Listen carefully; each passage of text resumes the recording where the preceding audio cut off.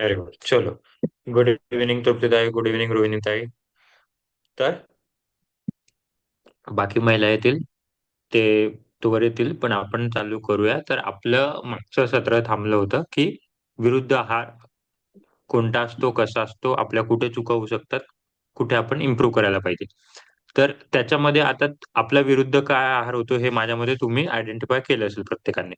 बऱ्याच महिलांनी मला मेसेज करून सांगितलं की कुठे कुठे विरुद्ध आहार होतो, काय होतो ते. पण आता हा आहार कसा घ्यायचा ती आपण अजून चर्चा केली नाही. पण माझ्या मते मला रोहिणीताईंनी सांगितलं, तृप्तीताईंनी सांगितलं. अंजलीताई, तुमचा मला रिप्लाय नव्हता आला की विरुद्ध आहार तुमचा कुठे होतोय. अं, ते तुम्ही दहीचं सांगितलं ना, परोठा आणि याच्यावर दही खाऊ नका किंवा अगदी थोडस हे करा. तर मी काल दही घेतलं नाही व्हेरी परोठ्याबरोबर. गुड. नुसतंच खिमा केला होता आम्ही, तर मग खिम्याबरोबरच खाल्लं ते. पण आज मी व्हेरी गुड. सुरणाचा कीस बनवला होता, तर त्याच्याबरोबर मी दही घेतलं तर चालतं का? तेवढंच चालेल. हं. सुरण कारण म्हणजे मूळ आहे ना, तर चालतं, तो काही एवढा विषय नाही. ओके.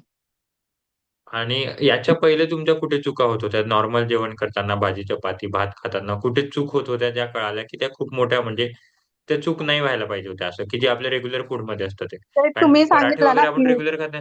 वरणात तूप टाकलं तर दही घेऊ नको, हे तुम्ही सांगितलं ना, ते मी लक्षात ठेवलंय. Very good.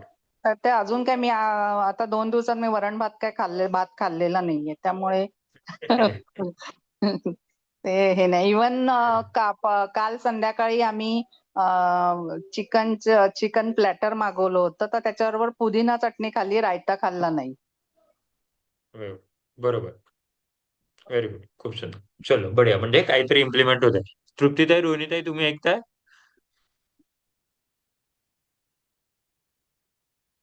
हो ठीक आहे. दादा, ऐकते. ठीक आहे, चालेल. चलो फिर आगे जाते. माझी स्क्रीन शेअरिंग करतो.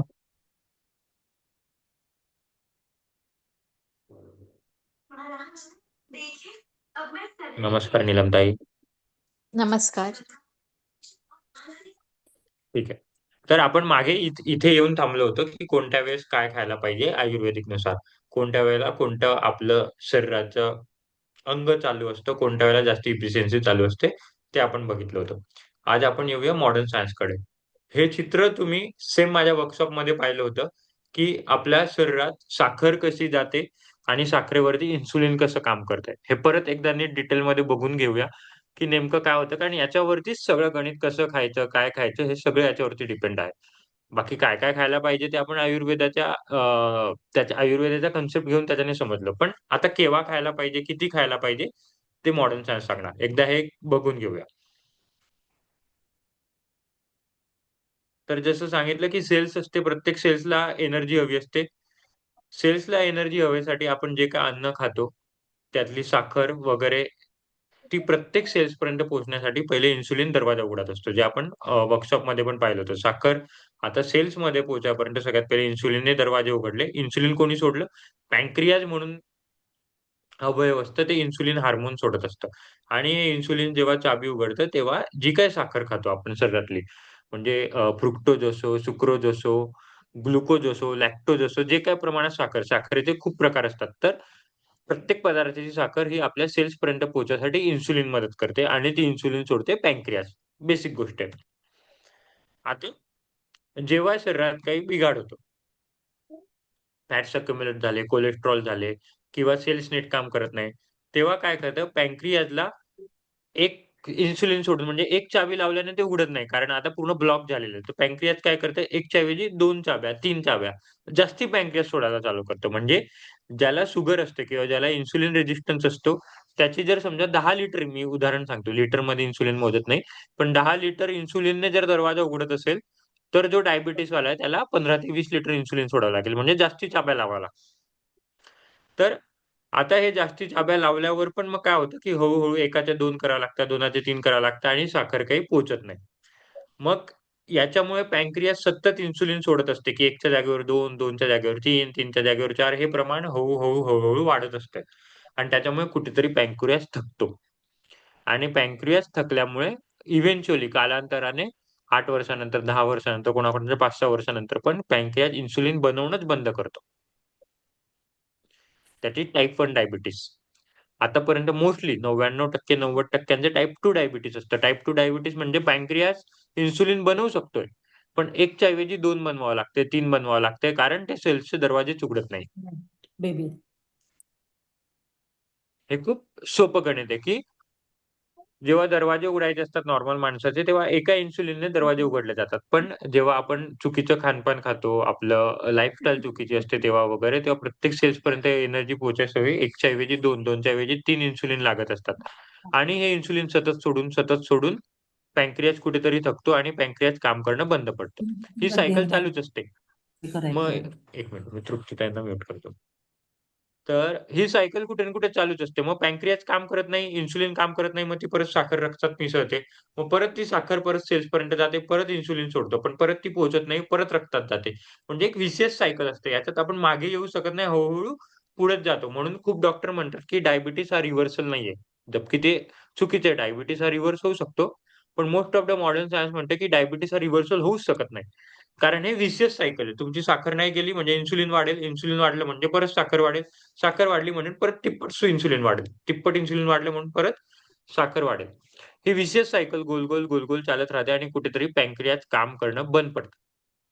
आणि जेवण पचवायसाठी, दरवाजे उघडायसाठी सगळ्यात महत्त्वाचं आहे आपल्याला इन्सुलिन. तर पॅन्क्रियाज आता आपलं थ्रूआउट जे काही आपण पुढे बोलणार आहे, ते पॅन्क्रियाज कसं चांगलं ठेवायचं, इन्सुलिन चांगलं कसं ठेवायचं, याच्या हिशोबाने सगळे गणितं बघणार. तर साधं गणित आहे. एखादी माणूस थकला, की आपण त्याला काय करायला लावतो? एखादी आराम. माणूस थकला किंवा एखादी गाडी थकली आराम. किंवा कोणती पण गोष्टी थकली. आराम. Very good. तर तसंच पॅन्क्रियाज जेव्हा सतत इन्सुलिन सिक्रेट करून सतत इन्सुलिन सिक्रेट करत असतो, तेव्हा आपण त्याला पॅन्क्रियाजला कुठेतरी आराम करायला, जेणेकरून पॅन्क्रियाजमध्ये जे काही प्रॉब्लेम असतील, जे काय स्वतः डिफिशियन्सी असतील, जे काय ॲबनॉर्मॅलिटी असतील, पॅन्क्रियाज स्वतः हील करू शकेल. तर खूप सिंपल गणित आहे. मी एकदम सोप्या गणितात शिकवलं, जेणेकरून की पॅन्क्रियाजला आराम देणं हाच आपला उद्देश पाहिजे. मग आपण जो कोणत्या प्रकारचे उपवास करतो, डायटिंग करतो, अ, देवाला पण याच्या करायसाठी, देवाची पूजा करायसाठी वेगवेगळे उपवास असतात, चतुर्थ्या असतात, एकादशी असतात.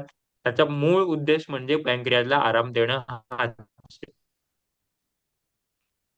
जेणेकरून आपले इन्सुलिन सिक्रिएशन कमी होईल. इन्सुलिन सिक्रिएशन जे परत फेकली जाते आपली इन्सुलिन, ती आपले आटोक्यात आणू शकतो. पहिली गोष्ट. आता दुसरी गोष्ट म्हणजे इन्सुलिन सिक्रेट केव्हा-केव्हा होते? फक्त खातो तेव्हा होते का? नाही. इन्सुलिन जेव्हा एखाद्या गोष्टीत न्यूट्रिशन्स असतं. आता न्यूट्रिशन म्हणजे काय? त्याच्यामध्ये पाचक द्रव्य असतील, त्याच्यामध्ये जे काही आपल्या शरीराला अंगी लागणारे मिनरल्स असतील, व्हिटॅमिन्स असतील, छोटे-छोटे एन्झाइम्स असतील, तेव्हा सगळ्या वेळेला इन्सुलिन सिक्रेट होणार. आता पाणी पिल्यावर इन्सुलिन सिक्रेट होतात का? नाही. कारण पाण्यामध्ये न्यूट्रिशन नसतं. पाण्याचे वेगळे गुणधर्म असतात. पाण्याला शरीराला शीतल करायचे गुणधर्म असतात. पाण्याला शरीराला रक्तपुरवठा चांगला व्हायसाठी असतो. पण पाण्यामध्ये न्यूट्रिशन नसते. फक्त न्यूट्रिशनच्या पर्स्पेक्टिव्हने बघतो. पाण्याचे वेगळे फायदे. सलाईव्हाने इन्सुलिन सिक्रेट होऊ शकते का? सलाईव्हामध्ये न्यूट्रिशन असते की नसते? आपली जी लाळ असते ती?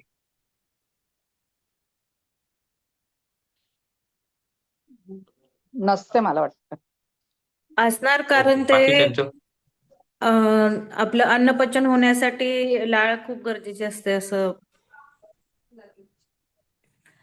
बाकीच्यांचं काय मत आहे? Very good तृप्तीताई. बाकीच्यांचं काय मत आहे? हो हो असे तर सलाईव्हामध्ये न्यूट्रिशन नसतात, पण एन्झाइम्स असतात. छोटे-छोटे बॅक्टेरियाज असतात. असंख्य करोडो बॅक्टेरियाज असतात, एन्झाइम्स असतात आणि हे एन्झाइम्स हे बॅक्टेरियाज आपलं जेवण पचायला मदत करतं म्हणजे त्याचं काहीतरी केमिकल सिग्निफिकन्स आहे. आणि केमिकल सिग्निफिकन्स आहे म्हणजे इन्सुलिन तुमची परत शूट होणार, बूस्ट होणार. मुद्दामून सलाईव्हा याचं उदाहरण दिलं, की मला सांगायचं असं होतं, की जरी तुम्ही जेवत नसाल, तरी तोंडाला पाणी आलं किंवा डोक्यात जरी अन्नाचा विचार केला, तरी इन्सुलिन सिक्रेट होतं. हं. मुद्दामून सांगायचा उद्देश हा होता, की आपण खूप वेळेला जरी उपवासी असतो आणि शरीर जसं आपण आपल्या लेक्चरमध्ये, वर्कशॉपमध्ये पाहिलं होतं, की उपवास केला की सगळ्यात पहिले लेप्टिन आणि घिरलिन हार्मोन सूट होतात, की जा खाऊ नये, जा खाऊ नये, कारण शरीराला अन्न हवं असतं. पण लेप्टिन आणि घिरलिन आणि इन्सुलिनची कुठेतरी मारामारी होत असते, की लेप्टिन, घिरलिन जसं सुटायला लागतात, जरी आपण जेवण करत नाही, तसे इन्सुलिन इकडून सिक्रेट होतात.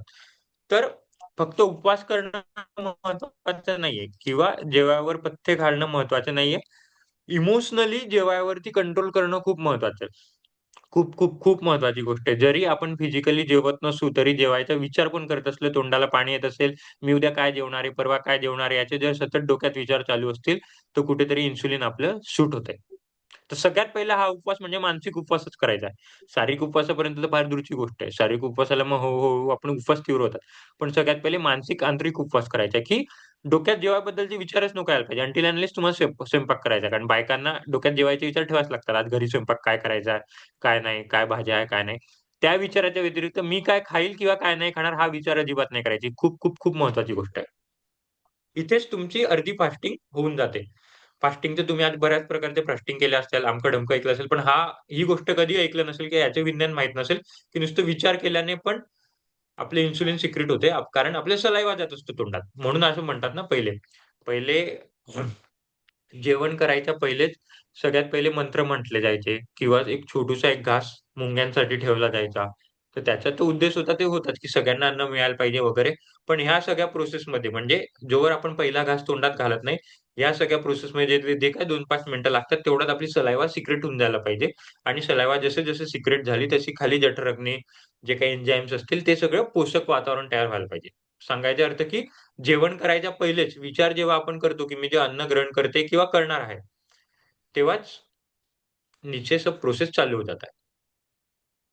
खूप महत्वाची गोष्ट आहे. आणि दुसरी गोष्ट म्हणजे आपल्या मेंदूला सबकॉन्शियस माइंड आणि रिअॅलिटी मधला फरक कळत नसतो.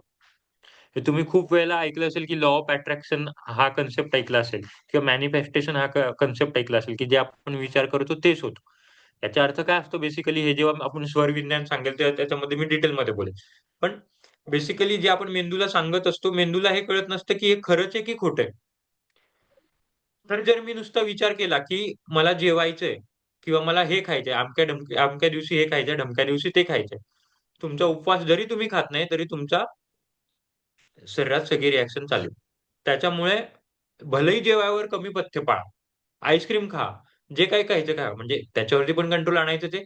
पण जेवायच्या नंतरची जी विंडो आहे, आता समजा आता जेवण झालं. तर आता जोवर उद्याच्या सकाळच्या नाश्त्यापर्यंत जात नाही, तोवर खायचा काही विचार करायचा नाही. परत नाश्ता झाला, मग डायरेक्ट जेव्हा स्वयंपाकात तुमचं जे काही गणित असेल, आज ही भाजी बनवायची, ती भाजी, ते गणित झाल्यावर जेव्हा किचनमध्ये जाल, तेव्हा स्वयंपाकाचा विषय चालू करायचा. मध्ये हे शक्यतो ट्राय करायचा आणि हे आपण हळू-हळू धारणे थ्रू, ध्याना थ्रू याच्यावरती कंट्रोल घेऊ, की कसं मनावरती, विचारांवरती जे शुगर क्रेव्हिंग्स होतात, जे वेगवेगळ्या खायच्या इच्छा होतात, त्याच्यावरती कसं कंट्रोल घ्यायचं. जे आपण बोललो होतो यम-नियममध्ये, प्रत्याहारामध्ये, पाची इंद्रियांवरती कसं कंट्रोल करायचं ते आपण बघणार. तर खूप, खूप, खूप महत्त्वाची गोष्ट आहे डोक्यात खायचे विचार आणायचे नाहीत. याच्या मागचे विज्ञान मी सांगितलं. आता हे झालं मानसिक उपवास. शारीरिक उपवास तर करायचाच आहे at the end of the day. तर शारीरिक उपवास करायचे वेगळे असेच काही नियम नाहीये. सोपा गणित आहे, की जे काही आपलं जेवण असतं ते 40 ते 50 मिनिटात होऊन जायला पाहिजे. दुसरं गणित असतं, की 2 ते 3 विंडोच्या वरती आपला विंडो नव्हत्या. म्हणजे जर मी नाश्ता करते तर पहिली विंडो, सकाळचं जेवण करते ते दुसरी विंडो आणि रात्रीचं संध्याकाळचं जेवण करते तिसरी विंडो. मध्ये काहीही खायला नको. अजिबात काही खायला नको. मग परत तेच होणार.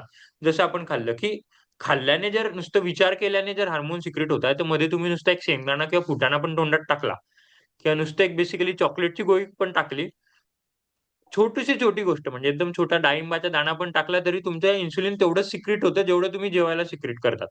फक्त प्रमाण म्हणजे टाईमाची वेळ वाढत राहते. कारण तुम्ही जेवढा वेळ जेवतात म्हणून तेवढा वेळ कंटिन्यूअस इन्सुलिन मी तुम्हाला ग्राफ दाखवणार कसं इन्सुलिन सिक्रेट होतं. तसं-तसं हळू इन्सुलिन सिक्रेट होते. पण नुसता अन्नाचा दाणा जरी घातला किंवा विचार पण केला तर इन्सुलिन सिक्रेट व्हायला सुरुवात होते. म्हणजे पहिली पिचकारी तर मारली जाईल. मग ती पिचकारी किती वेळा मारायची हे तुम्ही किती वेळा अन्न करता ते ठरवेल. पण पिचकारी डेफिनेटली मारली जाणार. त्याच्यामुळे शक्यतो ट्राय करायचा, की एकदा सकाळी नाश्ता झाला, की नाश्त्यामध्ये जेवून घ्यायचं. मग नंतर जेवायमध्ये जी काही भूक लागेल ती जेवायमध्ये तोवर कंट्रोल करायचा आणि मग डायरेक्ट संध्याकाळी जायचं. आता याच्यामध्ये सगळ्यात खूप, खूप, खूप महत्त्वाचं आहे म्हणून मी विरुद्ध आहाराचं लेक्चर पहिले घेतलं. ज्यांनी बघितलं नसेल त्यांनी प्लीज बघून घ्यायचं, की आता काय होतं मी जेव्हा सांगतो, की सगळं 40 ते 50 मिनिटात खायचं. तेव्हा आपण काय होतं मग जे सगळं समोर असेल, ते सगळं खाऊन टाकायचा प्रयत्न करतो. याच्यात गडबड अशी होते, की 40-50 मिनिटात तर खाल्लं जातं. पण मग तो विरुद्ध आहार झाला जातो. कारण सरांनी तर सांगितलं होतं, दादाने सांगितलं होतं, की जे काही संपवायचंय ते 40 ते 50 मिनिटात संपवा. मग आपण अमकं पण खायला घेतो, ढमकं पण खायला घेतो आणि प्रॉब्लेम असा होतो की विरुद्ध आहार होऊन जातो. जसं तुम्ही फळं पण सोबत खाल, जेवण पण सोबत कराल, कदाचित विरुद्ध आहार होऊन जाईल. कारण काही काही फळं आंबट असतात.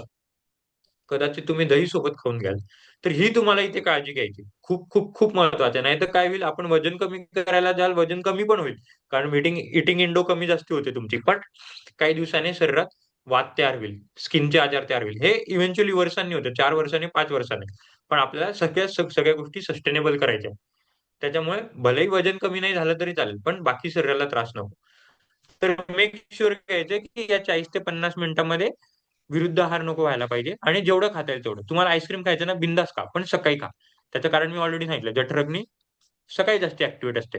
एखाद्या वेळेस काही आमकं ढमकं खायचा विचार आला, पावभाजी खायचा विचार आला, बिंदास, मनाला मारायचं नाही. कारण जोवर मन तृप्त तोवर अन्न तृप्त, आपलं शरीर तृप्त. मन तृप्त म्हणजे काय? लेप्टिन. मी तुम्हाला सांगितलं, जोवर लेप्टिन आपल्या मेंदूमध्ये, हायपोथॅलॅमस मध्ये गुड सिग्नल, डोपॅमाइनचे सिग्नल घालत नाही, तोवर आपलं शरीर, आपण खुश राहूच शकत नाही. मन मारून त्याच्यामुळे आपण उपवास करूच शकत नाही. सुरुवातीला हळूहळू या सगळ्या गोष्टी खायच्या आणि प्रमाण कमी करत करत मग सोडायच्या. तर जर तुम्हाला दुसऱ्या काही गोष्टी खायचीच इच्छा झाली तर सकाळी खायचं, रात्री खायचं नाही. आणि ते पण 40 ते 45 मिनिटाच्या विंडोमध्येच. आता ही विंडो तुमच्या तुमच्या टायमानुसार असू शकतात. जर तुम्ही क्लास नंतर 1-1.5 तासानंतर जर ब्रेकफास्ट करत असाल 8:30-9 वाजता, तर पुढचं जेवण 1-1.5 वाजता व्हायला पाहिजे आणि त्याचं पुढचं जेवण 7-7:30. परत तेच, जो मी तुम्हाला मागच्या क्लासमध्ये सगळ्यात शेवटची स्लाइड दाखवली होती, टायमाची विंडो, जी सूर्यास्त आणि सूर्यदेवाची असते. जेव्हा सनसेट होतो आणि सनराईज होतो तेव्हा मोस्टली खायला पाहिजे. पण हे शक्य होत नाही, माझे पण होत आहे. मला पण 7:30 पावणे 8 होऊनच जातात. पण त्याच्यामध्ये जे काय असेल ते खायला सुरुवात करायची. फक्त विरुद्ध आहार होऊ द्यायचा आहे. ठीक आहे. 40 ते 50 मिनिटं, 2 ते 3 मिनिटं. ऑलरेडी मी खूप महिलांना हे जेव्हा फोनवरती बोललो तेव्हा सांगून दिलेलं आहे. आता याच्यात गणित म्हणजे कसं आहे, सगळ्यात पहिले जेवण. आता मी काय खायचं काय नाही याच्यामध्ये जास्ती पडत नाही, जास्ती सांगत पण नाही की तुम्ही हेच पदार्थ खायला पाहिजे. तुमचं बेसिकली जे डाएट आहे तेच कंटिन्यू ठेवायचंय. फक्त 2-3 रिस्ट्रिक्शन आणायचे की मी मध्ये काही खाणार नाही, 40 ते 50 मिनिटात खाईल, 2 ते 3 विंडो मध्ये खाईल. जे काय खाईल त्याच्यामध्ये सगळ्यात पहिले माझा ग्रीन व्हेजिटेबल असले पाहिजे, सलाद असली पाहिजे, काकड्या असल्या पाहिजे, टोमॅटो असले पाहिजे, जे काही रॉ बेसिकली कच्चं जे काय असेल पाहिजे. कारण मी मागच्या लेक्चरमध्ये सांगितलं होतं की आपली प्रोसेसच अशी झाली की आपण कच्चं खायला पाहिजे. At least first level, second level processing पर्यंत जायला पाहिजे. त्याच्या पुढे प्रोसेसिंग खायला अजून आपलं पोट बनलं नाही, अजून तरी नाही झालेलं. पुढच्या येणाऱ्या 400-500 वर्षात बनेल तर बनेल, पण अजूनपर्यंत आपलं शरीर तसं डेव्हलप झालं नाही. तर सुरुवात करताना कच्च्या आहाराने करायची. याच्याने 2 गोष्टी होतील. एक तर सगळ्यांना माहिती आहे की कच्चा आहार घेतल्याने काय होतं की शरीरातलं फायबर्स वगैरे वाढतं. सॉरी, एक मिनिट, त्याला काय गडबड झाली. शरीरातलं फायबर वगैरे वाढतं. पण दुसरी गोष्ट म्हणजे जर तुम्ही सगळ्यात पहिले सलाद खाल्ली, तर तुमचं अर्धपोट सलादने पोट भरून जाणार. म्हणजे जे काय तुमचं आता 2-5 पोळ्यांचं जेवण असेल, 2-5 चपात्यांचं जेवण असेल, तर तुमच्या आता त्या 1-2 चपात्या होऊन जातील. कारण ऑलरेडी तुम्ही एक सलादची बाउल खाल्ली खाल्ली असेल. तर जेवढं तुमचं जेवण असतं तेवढीच तुमची सलादची बाउल पाहिजे. मग ती सलाद काही पण असो, नुसती मेथी का असो ना, किंवा मस्त मेथीवरती मस्त लिंबू घेतला, तिखट मीठ घेतला वगैरे, ती पण तुमची सलाद. ठीक आहे. आता सलाद का काय खायला पाहिजे मी तुम्हाला सांगितलं की एक तर सगळ्यात पहिले फायबर असतात. सगळ्यांना माहिती आहे की फायबर्स असतात. फायबरचं काय काम असतं शरीरात? मल ढकलणं. कसं ढकलतं मला?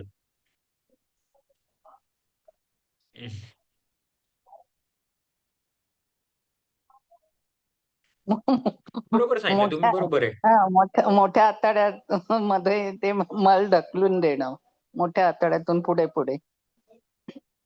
Very good. तर बरोबर आहे, म्हणजे कन्सेप्ट तर बरोबर आहे. आता मी नेहमी हे समजवताना 2 वेळा सांगतो की तुमच्या घरात जर पाहुणे येणार आहे तर पाहुणे येईल, घर घाण होईल वगैरे. पण पाहुणे यायच्या पहिले तुम्ही काय कराल? सगळ्यात पहिले घर साफसफाई कराल, झाडू मारा. आणि पाहुणे गेल्यानंतर पण झाडू मारावा लागतो. असं नाही की पाहुणे आल्यावरच झाडू मारायचा आहे, नंतर पाहुणे गेल्यावर काही नाही. किंवा उलट, पाहुणे आल्यावर झाडू नाही मारला आणि पाहुणे गेल्यावर झाडू मारला तर त्याला काही अर्थ नाही. म्हणजे मेहमान आने से पहले हम घर साफ करते, मेहमान जाने के बाद भी घर साफ करते. ऍटलीस्ट झाडू तरी मारतो, कारण घर घाण होतं. तर मेहमान म्हणजे आपलं अन्न असतं. आपण अन्न खायच्या पहिले सगळ्यात पहिले शरीराला झाडू मारला पाहिजे. आणि जेवण झाल्यावर मेहमान जाने के बाद वापिस झाडू मारण्यात पाहिजे. तेव्हाच आपलं घर स्वच्छ राहील. आपण आज झाडूच मारत नाही. आपल्याला एवढं कळतं की घरात जर पाहुणे आले तर घर स्वच्छ ठेवायला पाहिजे. तर साधं शरीराचा आपल्याला बेसिक नियम माहित नसतो की जेव्हा बाहेरचं एक्सटर्नल पार्टिकल्स येतात, फॉरेन पार्टिकल्स येतात, मेहमान येतात, तेव्हा आपण शरीर साफच करत नाही. आणि हे शरीर साफ करतं झाडू. झाडू म्हणजे काय? तुमचे फायबर्स. फायबर्स म्हणजे बेसिकली झाडूच असतात. छोट्या छोट्या छोट्या छोट्या अशा नसांसारखे छोटे छोटे जे पानांमध्ये असतात ते म्हणजे फायबर्स.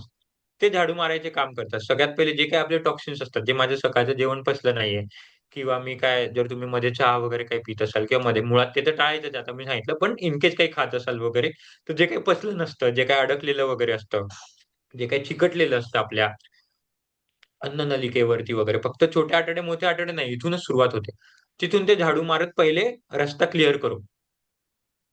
रस्ता क्लिअर करो, आगे के मेहमान आने वाले, पहिले रस्ता क्लिअर करो. तर ते रस्ता पहिले क्लिअर करतात. हे जेव्हा आपण सगळ्यात पहिले सलादची बाउल खातो त्याच्यानंतर. आणि मग एकदा जेवण खाल्ल्यानंतर जे आपल्या शरीरात ऑलरेडी सलाद असतं, ते मग उद्या सकाळची माझी लॅट्रिन साफ व्हायसाठी पण ते मदत करतं. तिथे अंजलीताईंचं उत्तर येतं, की तेव्हा छोटे आतडे, मोठे आतडे. पण ते मेहमान गेल्यानंतर, मेहमान पोटात पडल्यानंतरची जी साफसफाई आहे, पण आपण पोटात मेहमान आने के पहले वाली साफसफाई हम हमेशा भूलतात.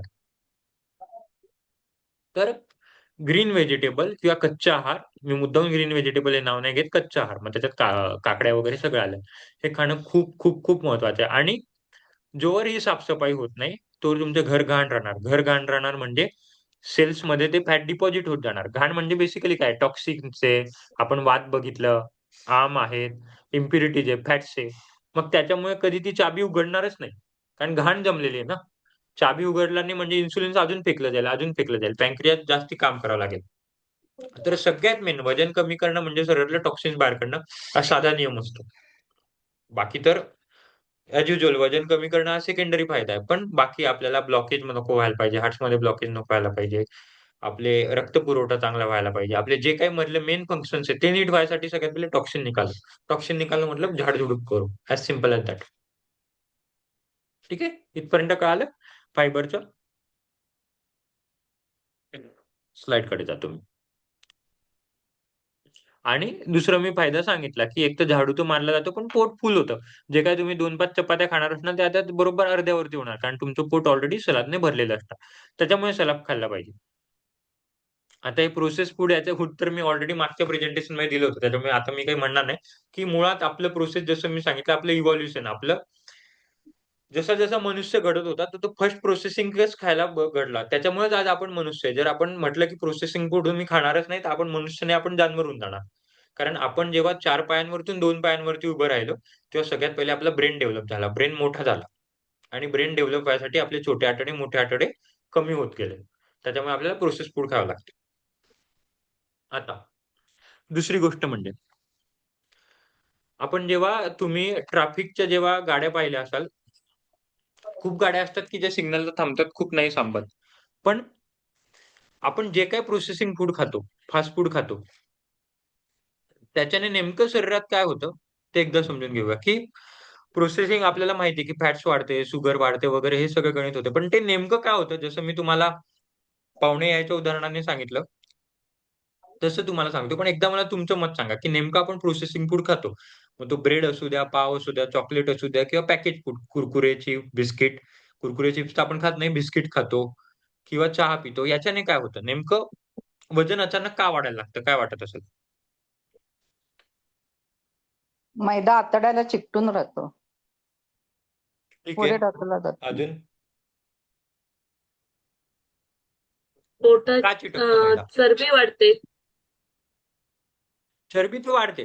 पण का चरबी कशी वाढते ते आपण बघितलं, की असं जसं अंजली त्यांनी सांगितलं, मैदा मैदा अटकेल म्हणजे कुठेतरी मग त्या आतड्यांमध्ये म्हणजे गंदगी जमा हो गई ना तुम्हारी, इसके लिए वो चाबी लगेगा नहीं, इसके लिए चर्बी तो बाय डिफॉल्ट वाढणे वाला है. वाढणे वाला म्हणतो, बढ़ने वाला है.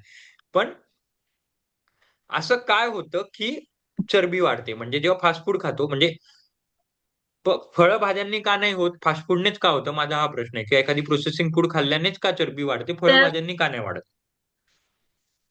त्यात कार्ब्स असतात, जास्त रिफाईंड कार्ब्स असतात आणि वाईट म्हणजे फॅट, बॅड फॅट असतं, चांगलं तेल नसतं. Okay, okay, okay. ठीक आहे. बाकी तृप्तीताई, नीलमताई, शीतलताई, स्मिताताई. Yes sir. Lack of nutrition develop insulin. नाही, very good. Very good. Insulin resistance ते तर होतच, डेफिनेटली ते होतं. पण माझा असा इथे प्रश्न आहे की फास्ट फूड खाल्ल्याने डायरेक्ट वजन का वाढते, डायरेक्ट चरबी का वाढते, त्याच्यात न्यूट्रिशन नसते. हे तर अगदी बरोबर बोलले की प्रोसेस फूड आहे, न्यूट्रिशन त्यातलं निघून जाणार. पण नेमकं असं काय होतं?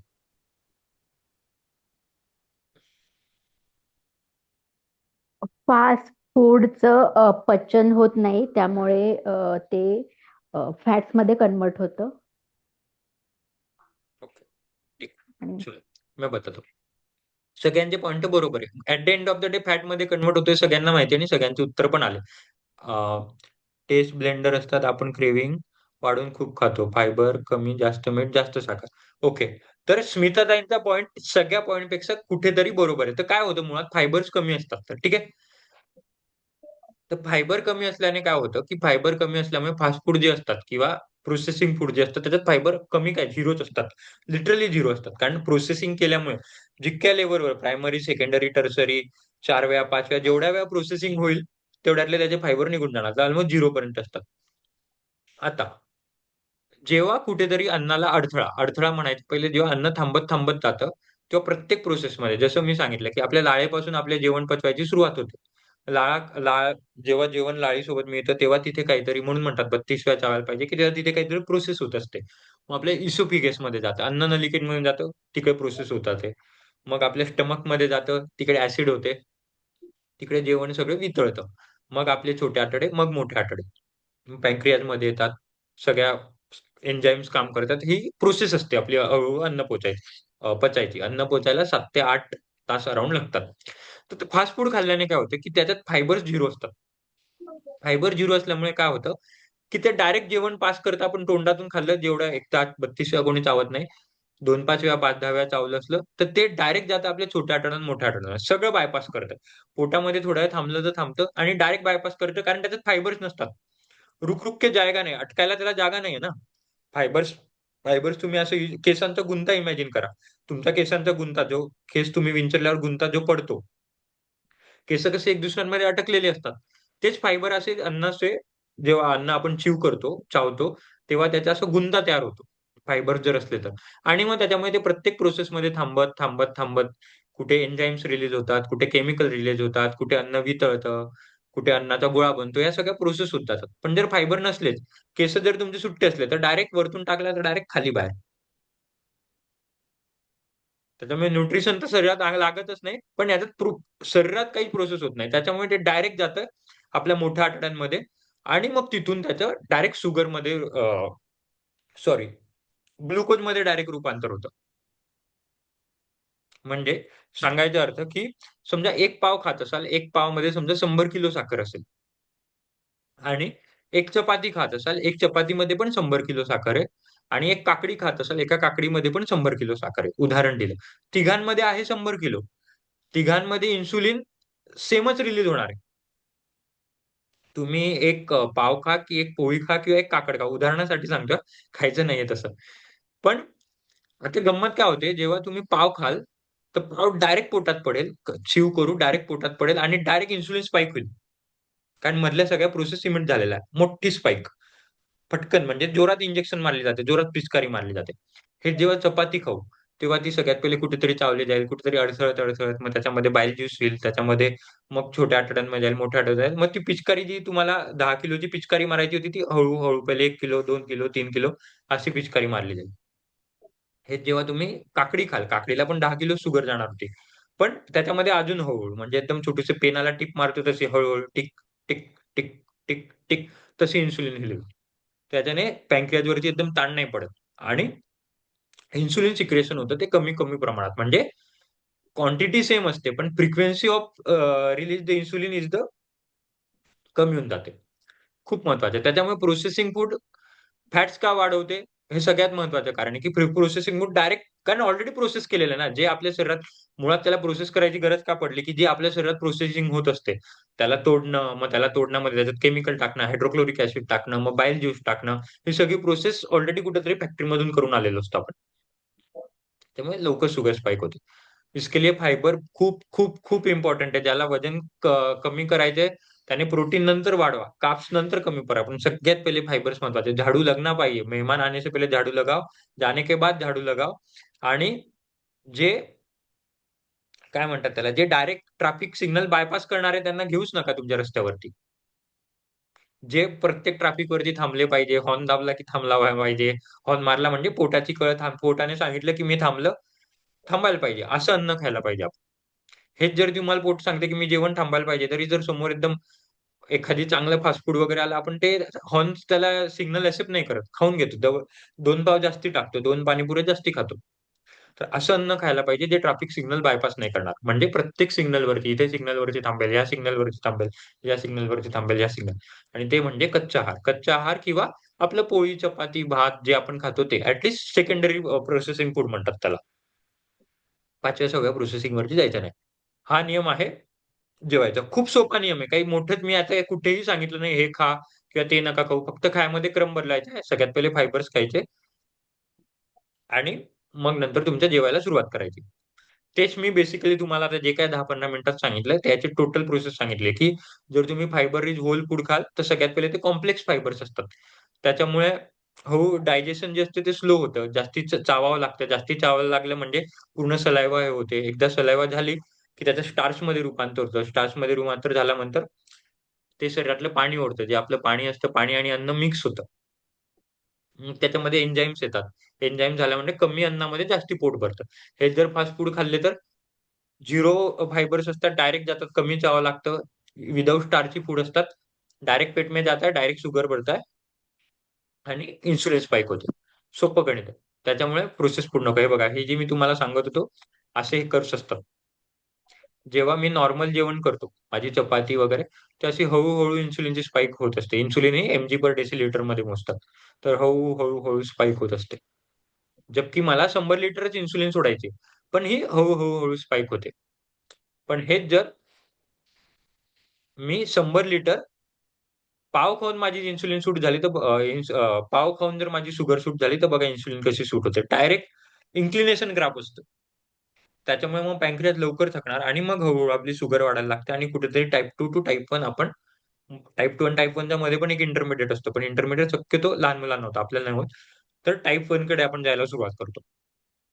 तर हा जो इन्स्टंट कर्व्ह आहे ना, हा आपल्याला थांबवायचा आहे. हाच आपण 40 ते 50 मिनिटाच्या विंडोमध्ये खाऊन थांबवणार आहात.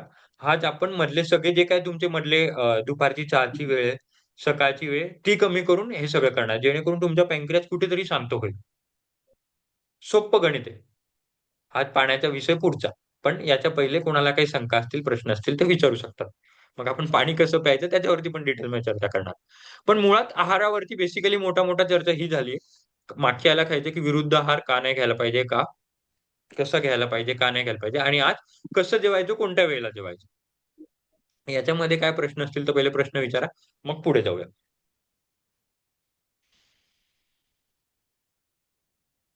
काय नवीन समजलं असेल तर ते पण सांगा. काय नाही कळालं असेल ते पण सांगा ॲज युजुअल. सोप्या भाषेत जितकं सोप्या भाषेत सायन्स सांगता येईल तेवढं सोप्या भाषेत मी सांगायचा प्रयत्न केला. पण तरी काय नाही समजलं असेल किंवा तुम्ही जेवणामध्ये आता कुठे चूक करत असाल किंवा कळत नाहीये की मी मग आता कशी जेवायची सुरुवात करू? जे काही प्रश्न असतील ते विचारा. मी रेकॉर्डिंग चालू केली का? येस. नाही काही प्रश्न कोणाला? तर पहिल्यांदा असेल. एक मिनिट. माझा ब्रेकफास्ट साधारण 9:30 ते 10 वाजेपर्यंत होतो. त्याच्यानंतर 1:30 ते 2 मध्ये मी जेवते आणि 5:30 ते 6 मध्ये मी चहा आणि 2 टोस्ट घेते आणि नंतर डायरेक्ट 9 वाजता ड्रायफ्रुट्स घेते. कारण मध्ये माझं जिम असतं त्यामुळे मला तो वेळ नसतो 7:30च्या आधी जेवणात आणि जेवतच नाही. तर ह्याच्यात मला अजून काय सुधारणा करता येईल? म्हणजे काय याच्यात सुधारणा करता सुधारण्याची येईल बघ. गरज आहे का?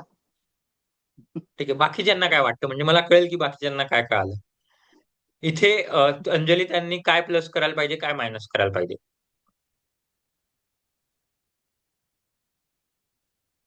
आय थिंक टोस्ट, चहा आणि टोस्ट मधला टोस्ट. ओके. Very good. अजून? तृप्तीताई, शीतलताई, स्मिताताई, ऐश्वर्याताई, जयश्रीताई. सलादने व्हेरी गुड शीतलताई. सलादने कधी पण स्टार्ट करायला पाहिजे. त्याचं कारण मी सांगितलं, झाडू लगाना आहे. ठीक आहे. तर अंजलीताईंचं सगळ्यात मेन म्हणजे रोहिणीताईंनी सगळ्यात पहिले सांगितलं की 4 ते 5च्या विंडो मध्ये सगळ्यात पहिले ती विंडो टाळायचा प्रयत्न करायचा. सांगितलं 2 ते 3 विंडो पाहिजे. तुमची सकाळची एक विंडो नाश्त्याची होऊन जाते, दुसरी वेळ 1:30 वाजता जेवायची होते आणि नंतर तुम्ही ड्रायफ्रुट्स खातात ती वेळ होते. तर ही चौथी वेळ तुम्हाला एक एक्स्ट्रा वेळ होते. तर सगळ्यात पहिले मी डायरेक्ट नाही म्हणत, मी पहिलेच सांगतो की डायरेक्ट सोडायचं तर टेन्शन घ्यायचं नाही, नाही तर बाकीच्या गोष्टी होतात. हळूहळू कमी करायचा प्रयत्न करायचा. तर 400 सगळ्यात पहिले 3 विंडो पेला नाही. पहिली गोष्ट हा बदल करायचा. दुसरी गोष्ट, जर ते शक्य होत नसेल 4 ते 3 मध्ये करायचं, तर 4 राहू द्यायचं हळूहळू. पण याचे प्रमाण कमी करायला लागायचं. दुसरं. तिसरं, जरी प्रमाण पण कमी होऊ शकत नसेल, तर जे चहा टोस्ट आहे याला अल्टरनेट दुसरं काहीतरी करा. एक तर त्या वेळेला फळं खा. फळं खायसाठी खूप सुंदर वेळ दुपारची. कारण सकाळी खूप कफ असतं आणि रात्री तर खातच नाही आपण आयुर्वेदानुसार. 4 ते 5 मध्ये फळं खाऊ शकतात. फळं खायला खा. ते पण नसेल होत, तर नुसतं चहाच प्यायचा असेल, तर टोस्ट नका खाऊ. जसं रोहिणीताई सांगितलं, चहा आणि टोस्ट विरुद्ध आहार आहे. कसा विरुद्ध आहार आहे? मागच्या वेळेला आपण पाहिलं होतं.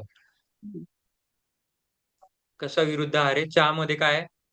चहामध्ये दूध आहे आणि टोस्टमध्ये आणि काय आहे? टोस्ट मध्ये मीठ आहे. Very good. समजायला लागलं बघा. कोणी काही पाठांतर केलं नाही. बेसिक बेसिक नियम असतात. तर हा विरुद्ध आहार होतो. तर ऍटलीस्ट जर भूक राहिलीच घेत नसेल, तर चुकीचं नका खाऊ. काहीतरी फळ वगैरे खा किंवा काहीतरी तुम्ही तुमचे जे ड्रायफ्रुट्स वगैरे खायचे असतात, त्याचे 2 पाच ड्रायफ्रुट्स 4 वाजता खा. आणि मग हळूहळू चौथी जी विंडो ती कमी करून टाका. बाकी खूप सुंदर. व्हेरी गुड अंजली ताई. असे प्रश्न विचारले ना, म्हणजे आपल्याला एक दुसऱ्यांकडून शिकता येईल. अजून कोणाला काही शंका?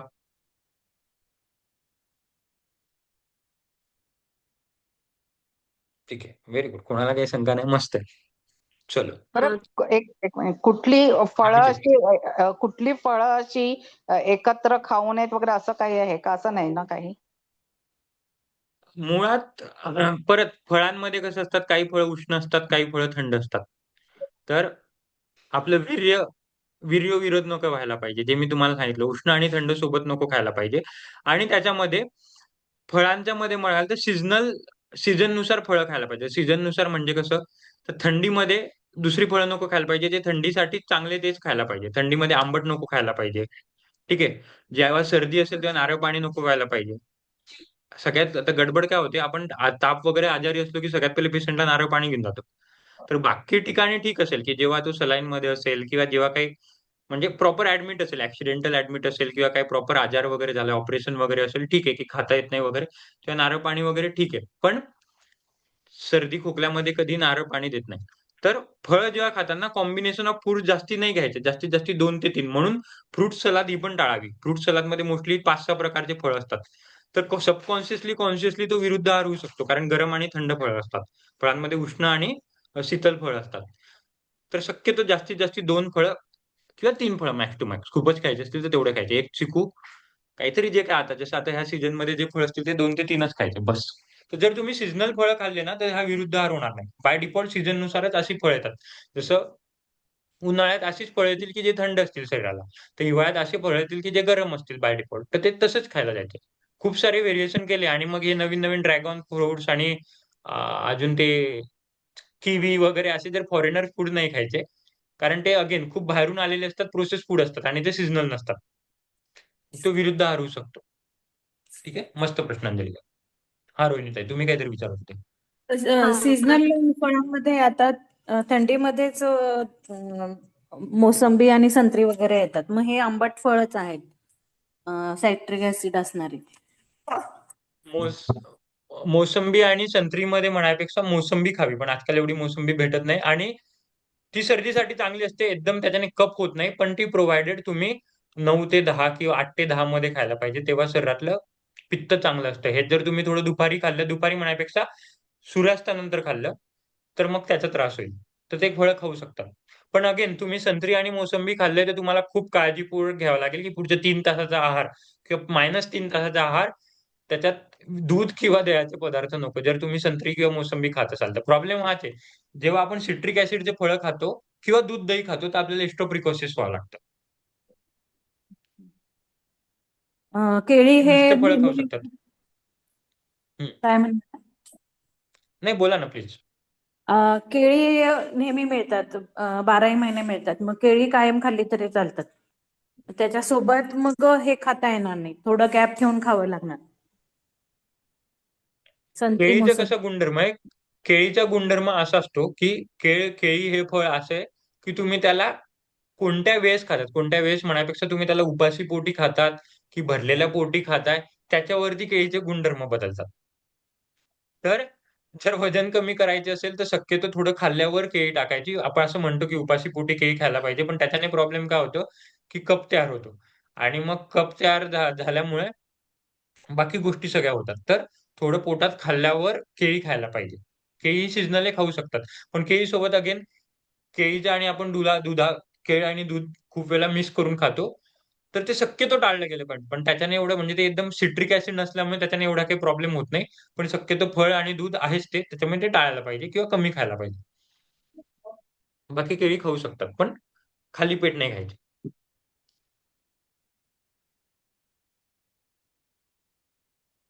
और कुछ?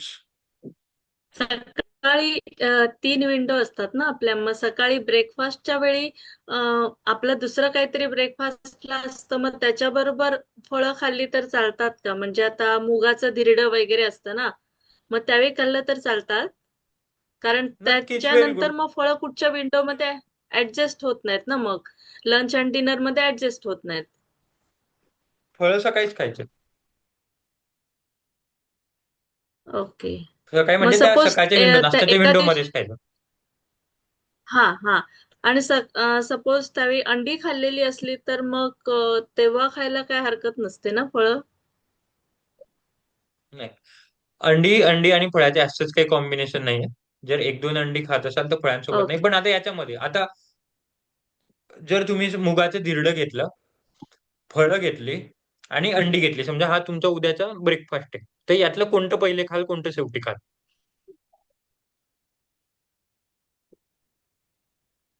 फळं पहिली. व्हेरी नाही, गुड. मुगाचं धिरडं पहिलं. पहिले फळ. रॉ काय सगळ्यात पहिले? फळ हे रॉ आहे, फळ फळ प्रोसेस आहे का? हो. नाही. Very good. हा. तर पहिलं फळ, ठीक आहे. दुसरं अंड. हा अंड नंतर. जेवायपेक्षा कमी प्रोसेस आहे. कारण मुगाच्या याला तुम्ही हा. गॅसवरती तापवलंय, त्याला मग फोडणी दिली, अमकं दिलंय, ढमकं दिलंय, त्याला हे केलेलं आहे.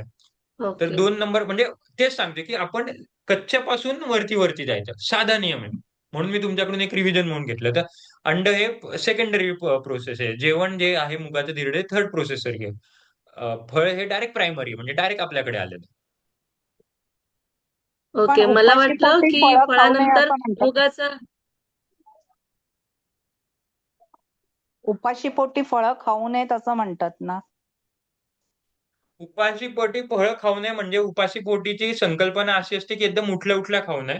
पण जर तुम्ही मी सांगितलं की जेव्हा 9-10 वाजता जेव्हा आपलं पित्त जठरग्नी स्ट्रॉंग असते तेव्हा फळं खाऊ शकतात. पण परत अगेन, म्हणून मी परत पहिलं मागचं सेक्शन घ्यायचा उद्देश याच्यासाठी होता की तुमची प्रकृती कोणती आहे, वात कफ पित्त, हे ओळखून घेणं खूप महत्वाचं आहे. जर तुमची कफाची प्रवृत्ती असेल तर फळं झिरो म्हणजे खायलाच नको पाहिजे. कारण कफ आहे ऑलरेडी तुम्ही, आणि फळं खाल्ल्याने अजून कफ होणार, सर्दी होणार वगैरे, जर तुमची कफाची प्रकृती असेल तर. पण जर तुम्ही वाताची आणि पित्ताची असेल तर खायला काही हरकत नाही. म्हणून तेच की सबसे पहिले खुद का शरीर देखो की मी कशाची बनलेली. हा मी तुम्हाला मागच्या काल परवा होमवर्क दिलेला आहे की पहिले ओळखून घ्या, किंवा मला फोन करा, मी तुम्हाला सांगायला मदत करेल, किंवा साधा कोणीच असतो एखाद्या आयुर्वेदाकडे गेला, वैद्याकडे गेला, तर तो 2 मिनिटात तुमची नाडी बघून सांगेल की तुम्ही वाताचे आहेत की कफाचे आहेत की पित्ताचे आहात. तर त्याच्यानुसार आपला आहार पाहिजे. आपण काय करतो, हे युट्यूबवरती बघतो सगळं आणि सगळ्यांनुसार फॉलो करायला पाहतो. पण सगळ्यात पहिले मी कसली बनली, मी वाताची बनली, कफाची आणि पित्त, त्याच्यानुसार आपला आहार मॉडिफाय पाहिजे. तर जर तुम्ही कफाचे नसाल तर फळं बिंदास खाऊ शकतात, प्रोव्हायडेड 8 ते 10च्या मध्ये खायचे. मग मी तर कफ प्रवृत्तीची आहे, मग मी खायचीच नाहीत फळं, फळं की खायचे, हे आधी बघा मुगाचं कसं धिरडं. आहे, फळं खायची, पण जर तुम्ही नुसती फळं खात नसाल ना, तुम्ही त्याच्यानंतर अंडे खाताय, धिरडं खाताय, तर हा. मग ते बॅलन्स आउट होऊन हो. जातं. पण नुसते आता जो अंजली त्यांचा काय प्रश्न होता, जे उपाशी पोटी फळं खातात ना, ते काय करतात, फक्त फळं खातात आणि कामावरती जातात. ओके. फळांसोबत बॅलन्स पाहिजे, म्हणजे फळांसोबत प्रोटीन पण पाहिजे, कार्ब्स पण पाहिजे. आता हे परत खूप मॉडर्न जाते, पण फळं नुसती खाऊ नये, आणि नुसती पण त्यातल्या त्यात सकाळच्या म्हणजे उठल्या उठल्या तशी नाही खाऊ. बाकी कफाने आता असं प्रत्येक करते जण, मी का? तुम्हाला जसं सांगितलं, तुमच्या मधल्या सगळ्या जवळजवळ तुम्ही आता 11 ते 12 महिला, तुमच्या मधल्या 8 ते 10 सगळ्या कफाच्याच प्रवृत्तीच्या असाल. त्याच्या अर्थ फळं खायला पाहिजे का, असं नाही. कारण कफ प्रवृत्ती म्हणजे, रोहिणीताई, मी तुम्हाला सांगितलं होतं की आपण 100% कफ प्रवृत्तीचं नसतो, आपण मिक्सचर असतो. एक 40-50 कफ असतो, 20-30 हो. वात असतं, उरलेले 10-15 पित्त असतं, किंवा व्हाईस वर्सा. 40-50 कफ, 20-30 पित्त आणि उरलेलं वात. तर फक्त 50% कफ आहे म्हणून नाही, आपल्याला बाकी उसका बाकी का भी तो ध्यान रखना है ना. भले हा तुम्ही असं म्हणू शकतात की जर माझा मुलगा, माझी मुलगी, माझे हसबंड जर पित्त वाताचे, तर ते 2 फळं खात असतील, 2 सफरचंद खात असेल, तर मी एक खाईल. कफ आहे तर तुम्हाला प्रमाण कमी करायला पाहिजे, पण झिरो नाही करायचं. आणि शक्यतो शक्यतो खूप महत्वाचे आहे की जर फळांमध्ये आवळा, आणि खास करून आता थंडीच्या सीझन मध्ये आवळा आला, आवळा खायचा तर सगळ्यात महत्वाचं आहे. आवळ्यामध्ये काय असतं, व्हिटॅमिन सी वगैरे, हे तर सगळ्यांना माहिती आहे, आपल्या तोंडी पाठ करून दिलेलं आहे. पण मुळात आवळ्यामध्ये फायबर्स खूप छान असतात, आणि जे आपल्याला शिकवलं जातं, and apples a day keeps a doctor away, ती तिकडची संकल्पना आहे फॉरेनची. कारण ऍपल कुठे होतो, थंडीमध्ये होतो. तर तिकडे थंडी जास्ती असते, युरोपमध्ये, अमेरिकेमध्ये वगैरे, ऑस्ट्रेलियामध्ये थंडी जास्ती असते, त्याच्यामुळे तिकडे ऍपल आहे, आणि ते ऍपल या फळाला हे करतात. पण ऍपलच्या वरचे असतंय आवळा. पण आपल्याकडे एवढी ऍडव्हर्टाइजमेंट हे नाही की आवळ्याला एवढं कोणी प्रमोट करेल, आणि ऍपल आणि आवळा इज काय म्हणतात, मी ते विसरलो, की जर तुम्ही आवळा खाल तर तुम्ही डॉक्टरांना दूर कराल. आपल्याकडे ही म्हण शिकवणारं कोणी नव्हतंच, कारण एवढा मार्केटिंग कॅम्पेन झालाच नाही. त्यांच्याकडचं सफरचंदला मार्केटिंग इतका कॅम्पेन झाला, कारण त्यांच्याकडे फक्त सफरचंदच बनतं. युरोपात थंडी असते, पण आवळा सगळ्यात मोठं फळ आहे. म्हणून आवळ्याला दुधासोबत पण खाऊ शकतो, एवढं आवळ्याला महत्व दिलेलं आहे. तर जर शक्य असेल तर आवळ्याने चालू करा दिवस, आणि मग तुमचं जे काय असेल ते त्या विंडोमध्ये, ब्रेकफास्टच्या विंडोमध्ये खायचा प्रयत्न करायचा. पहिले रॉ, मग हळूहळू तसं वाढत जायचं. सीधा नियम आहे, असंच काही जास्ती टेक्नॉलॉजी नाही. होऊ शकत असेल तर मिलेट्स खायचे. तर मी पहिली अशी गोष्ट सांगतोय की जी तुम्हाला मुद्दामून सांगायला खायला लावतोय, ती पण मी म्हटलं होऊ शकत असेल तर. आणि ते पण रात्री खायचे. मिलेट्स मध्ये 5 प्रकारचे मिलेट्स असतात. ते जर कोणाला असेल तर मी त्यांना फोनवरती सांगेल. तुमच्या बाजरा, फॉक्सटेल, रागी, असे 5 प्रकारचे असतात. दररोज एक एक प्रकारचे मिलेट्स खायचं. जसं खिचडी करतो तसं नॉर्मल मिलेट्स असतात, तसं खाऊ शकतात. पण तेच ऍज युजल, मला हे सांगायला आवडत नाही की हेच खा तेच खा, म्हणून मी हा टॉपिक टच करत नाही. तुम्ही जे खातात त्याच्यामध्येच कसं बदल करायचं ते जरी केलं तर तुम्ही 40, 50, 60, 70% तुमची लढाई जिंकलेली आहे.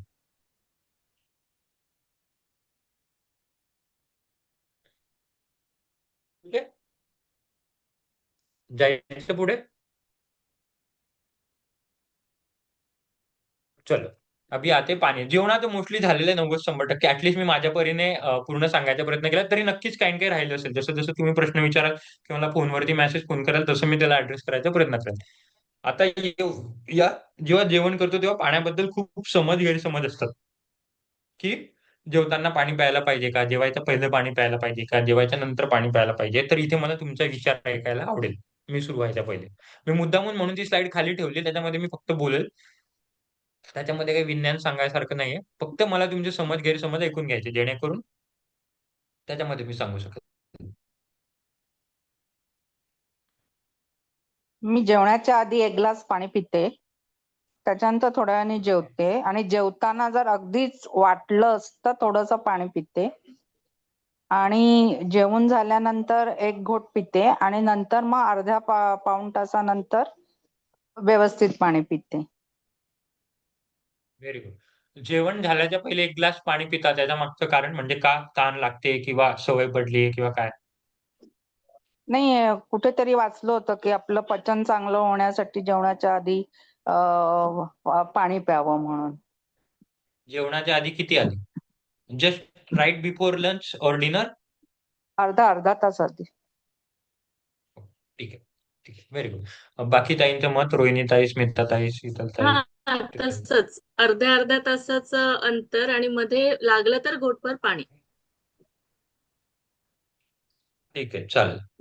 शीतलताई, तुमचं मत चॅट बॉक्स मध्ये टाकलं तरी चालेल. तृप्तीताई? हो, असंच ऐकलं आहे. जेवणाच्या आधी अर्धा पाऊण तास आधी प्यायचं. जेवणाच्या वेळेला लागलं तर प्यायचं आणि जेवण झाल्यानंतर एक अर्धा पाऊण तास किंवा 1 तासानं प्यायचं.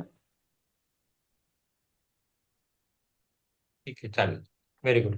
तर पहिली अशी बॅच आहे याच्यामध्ये की याच्यात मला ऍटलीस्ट एक उत्तर नाही मिळालं की जेवताना मी तहान वाटली तर पिते. ठीक आहे, ओके. की ऍटलीस्ट मला हे खूप चांगलं आहे की जेवताना अच्छा आलंच ते उत्तर. मी बोलतच होतो आणि तेवढ्यात ते उत्तर आलं की जेवताना पाणी पित नाही. ठीक आहे. तर हा खूप मोठा चर्चेचा विषय की जेवताना पाणी प्यायचं की नाही प्यायचं. पिलं तर काय होईल, नाही पिलं तर काय होईल.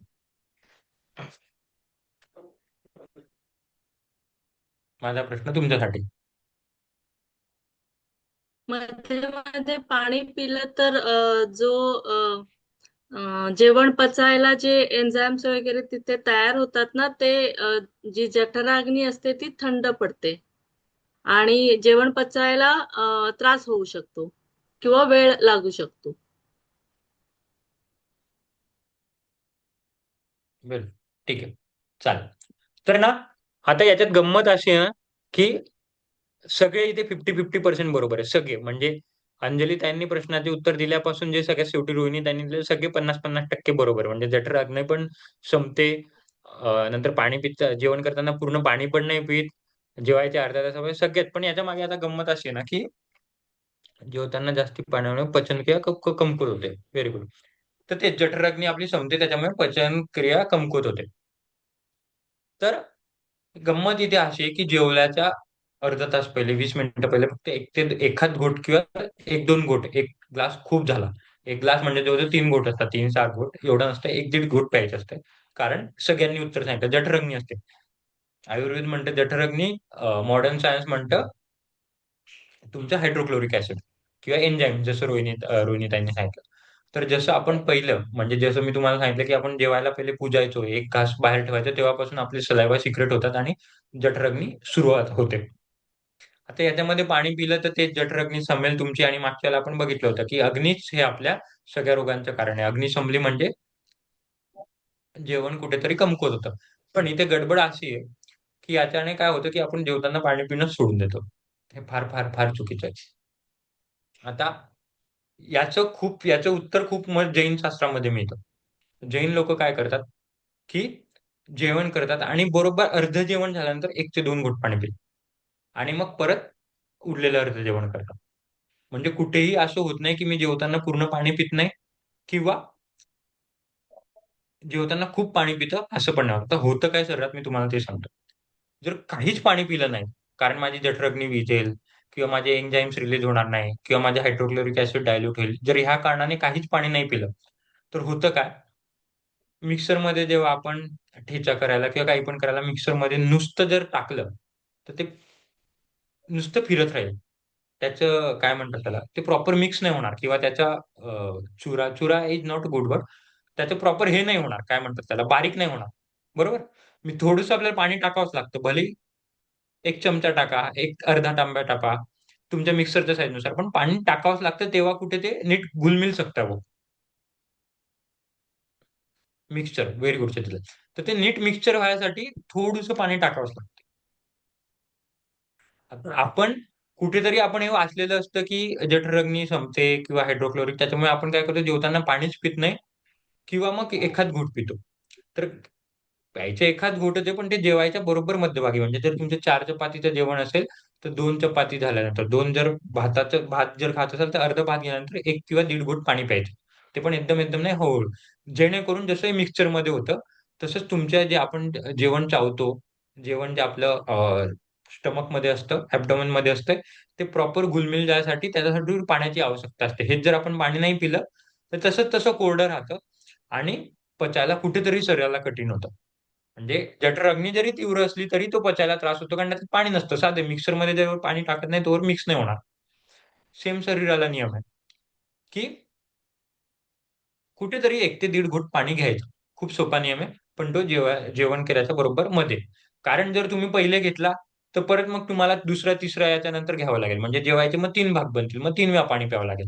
मग ते जास्ती पाणी होतं. मग तिकडे तुमच्या जठरग्नीचं उत्तर येतं की जठरग्नी संपते किंवा मग हायड्रोक्लोरिक डायल्यूट होतं. तर आपल्याला दोघी बाजू मेंटेन घ्यायच्या, की जठराग्नी समायची पण नाही, पण जेवण एकदम कोरडं पण नको, जेणेकरून नीट मिक्स व्हायला पाहिजे आणि नीट मग अंगाला लागायला पाहिजे, अंगी लागायला पाहिजे. तर हा पाण्याचा सोपा नियम आहे. तर ऍक्च्युली हे जे सगळे नियम आहे ना, हे खूप गंमत. म्हणजे आयुर्वेद सांगते आपल्याला की असं करायला पाहिजे, तसं करायला पाहिजे, पण आपल्याला ही गोष्ट पण लक्षात ठेवायला पाहिजे की जेव्हा आयुर्वेद लिहिलं गेलं होतं, तेव्हाचा काळ वेगळा होता, तेव्हाच्या गोष्टी वेगळ्या होत्या, तेव्हाचं खानपान वेगळं होतं. आपण ते त्याला ऍज इट इज आता फॉलो करायला बघतो, जे की चांगलं आहे, पण आताच्या गोष्टी थोड्या बदललेल्या आहेत. जबकि माझं असं कम्प्लीट फोकस पहिले आयुर्वेदावरतीच असतं, पण ते कस्टमाइज करायला हवं. कसं, मी साधं उदाहरण देतो. जर आपल्याला सांगितलं, आपल्याला सगळ्यांना माहिती की थंड पाण्याने अंघोळ करायला पाहिजे. थंड पाण्याने एनर्जी येते, टवटवीत वाटतं, सुंदर वाटतं, चेहरा ग्लो राहतो. या सगळ्या गोष्टी माहिती आहे. थंड पाणी केल्याने आपली इम्युन सिस्टीम चांगली राहते. या सगळ्या गोष्टी माहिती आहे.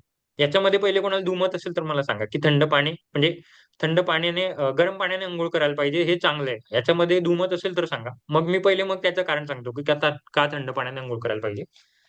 पण इथे सगळे क्लिअर आहे, की थंड पाण्याने आपण अंघोळ करायला पाहिजे हे आपण ऐकून आहे. मग आपण काय करतो, थंड पाण्याने अंघोळ करायला जातो. मुद्दामून थोडा आउट ऑफ टॉपिक जातो पिण्याच्या पाण्यावर. अंघोळ करायला घेतो आणि मग 1-2 दिवस फॉर्म-फॉर्ममध्ये थंड पाण्याने अंघोळ करतो. तिसऱ्या दिवशी आजारी पडतो. असं का होतं? जर थंड पाण्याने अंघोळ करणं बरोबर आहे, आपल्या शास्त्रांमध्ये लिहिलेलं आहे, तर मग आपण आजारी का पडतो? किंवा आपल्याला सहन का नाही होत?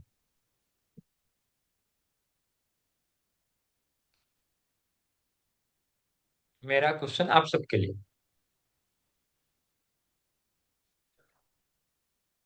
आपल्या शरीराच्या तापमानाशी ते मेळ खात नाही म्हणून. ओके. मग पहिले पहिले पण शरीराचं तापमान तेच होतं. आता असं नाही की ग्लोबल वॉर्मिंग झाली म्हणून बाहेरचं 2-2.5 डिग्री तापमान वाढते म्हणजे शरीराचं पण वाढतं. पहिले पण शरीराचं ऑलमोस्ट तेच तापमान होतं. इनफॅक्ट पहिले शरीराचं जास्ती तापमान होतं. पहिले आपल्यामध्ये जास्ती पित्त राहायचं, तर आता हळूहळू माणसाचे पित्त कमी व्हायला लागले. माणसं म्हणजे ह्युमन बिंगचं. त्याच्यामुळे तापमान कमी व्हायला लागलेलं आहे. पण पहिले आपलं जास्ती होतं. पण बरोबर आहे, म्हणजे तुमचं गेस बरोबर आहे. बाकी बाकी ताईंचं काय मत आहे? स्मिताताई, तृप्तीताई, शीतलताई, रोहिणीताई. आपण आजारी का पडतो? जर आपल्याला शास्त्रामध्ये सांगितलं तर नक्कीच काहीतरी बरोबर असेल. मग कुठे चुकते गाडी, कुठे चुकते?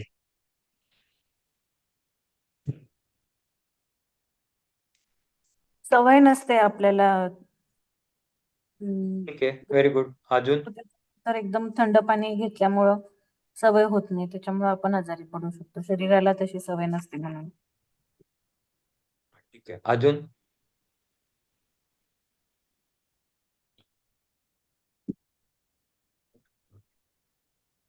चलो, किसी का आंसर नहीं, मतलब मुझे बताना पडेगा. तर गंमत अशी आहे ना, आधीची लोक त्यांची दुनिया, आताची आपली रुटीन. Okay, very good. बरोबर आहे. तर आधीचे लोक त्यांची दिनचर्या, म्हणजे त्यांची दिनचर्या काय होती? ते जेव्हा म्हणायचे स्नान करायचे, तेव्हा ते स्नान कसे करायचे? अंघोळ म्हणजे स्नानाचाच विषय चालू आहे आपला.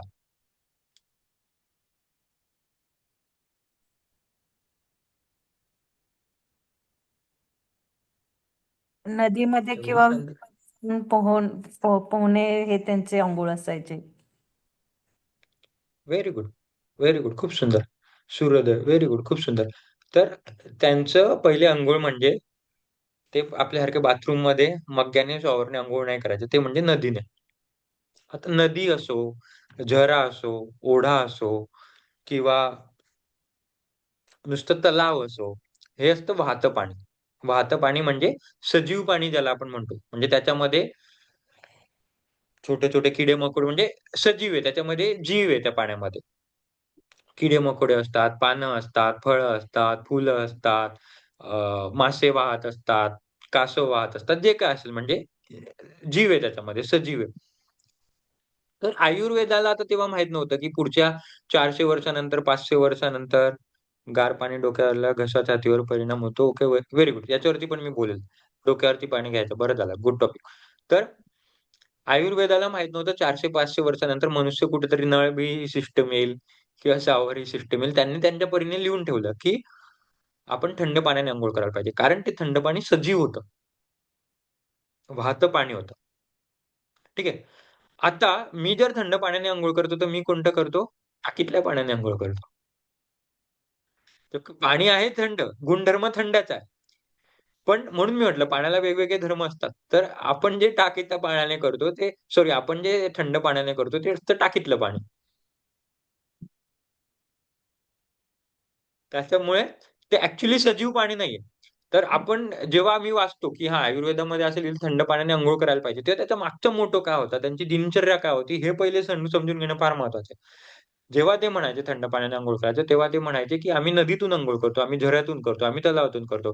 आणि आपण जेव्हा म्हणतो आम्ही थंड पाण्यातून अंघोळ करते किंवा करेन, तर आपण म्हणतो की मी माझ्या काय म्हणतात छत आपला टाकीतून करेल. त्याच्यामुळे एक्झॅक्ट सांगायचा अर्थ मला हे होतं, की आपण एक्झॅक्ट रेप्लिकेशन आयुर्वेदाला करू शकत नाही. कारण कंप्लीट दिनचर्या बदललेली.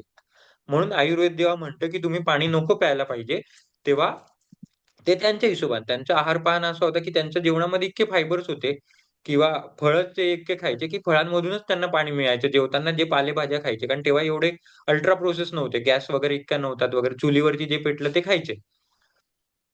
तर त्यांना त्याच्यातूनच शरीरातून पाणी मिळायचं, की पाणी प्यायला. जे मी म्हणायचो मिक्सरमध्ये पाणी मिक्स व्हायला ते ऑलरेडी त्यांच्या अन्नामध्ये राहायचं. त्याच्यामुळे आयुर्वेदामध्ये लिहिलंय, की जठर-अग्नी मंद करण्यासाठी पाणी पिऊ नका.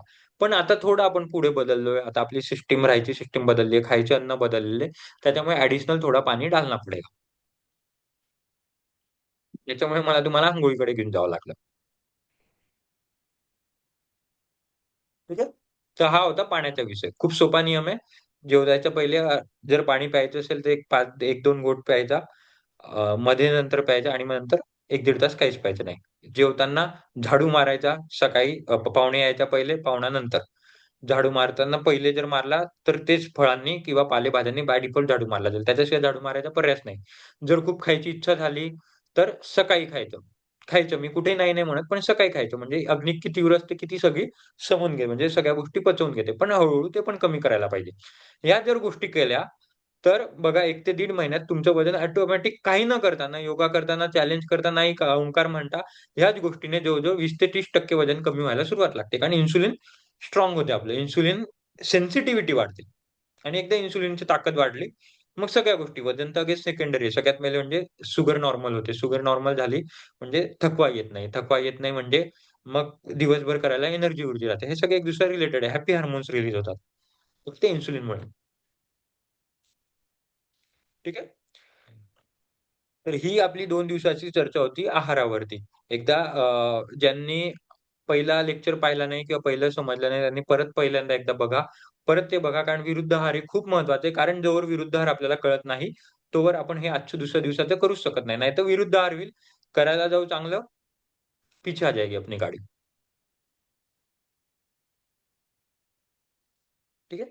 कोणाला काही शंका असतील तर विचारू शकतात. नाहीतर आपण आपलं सत्र बंद करू शकतो.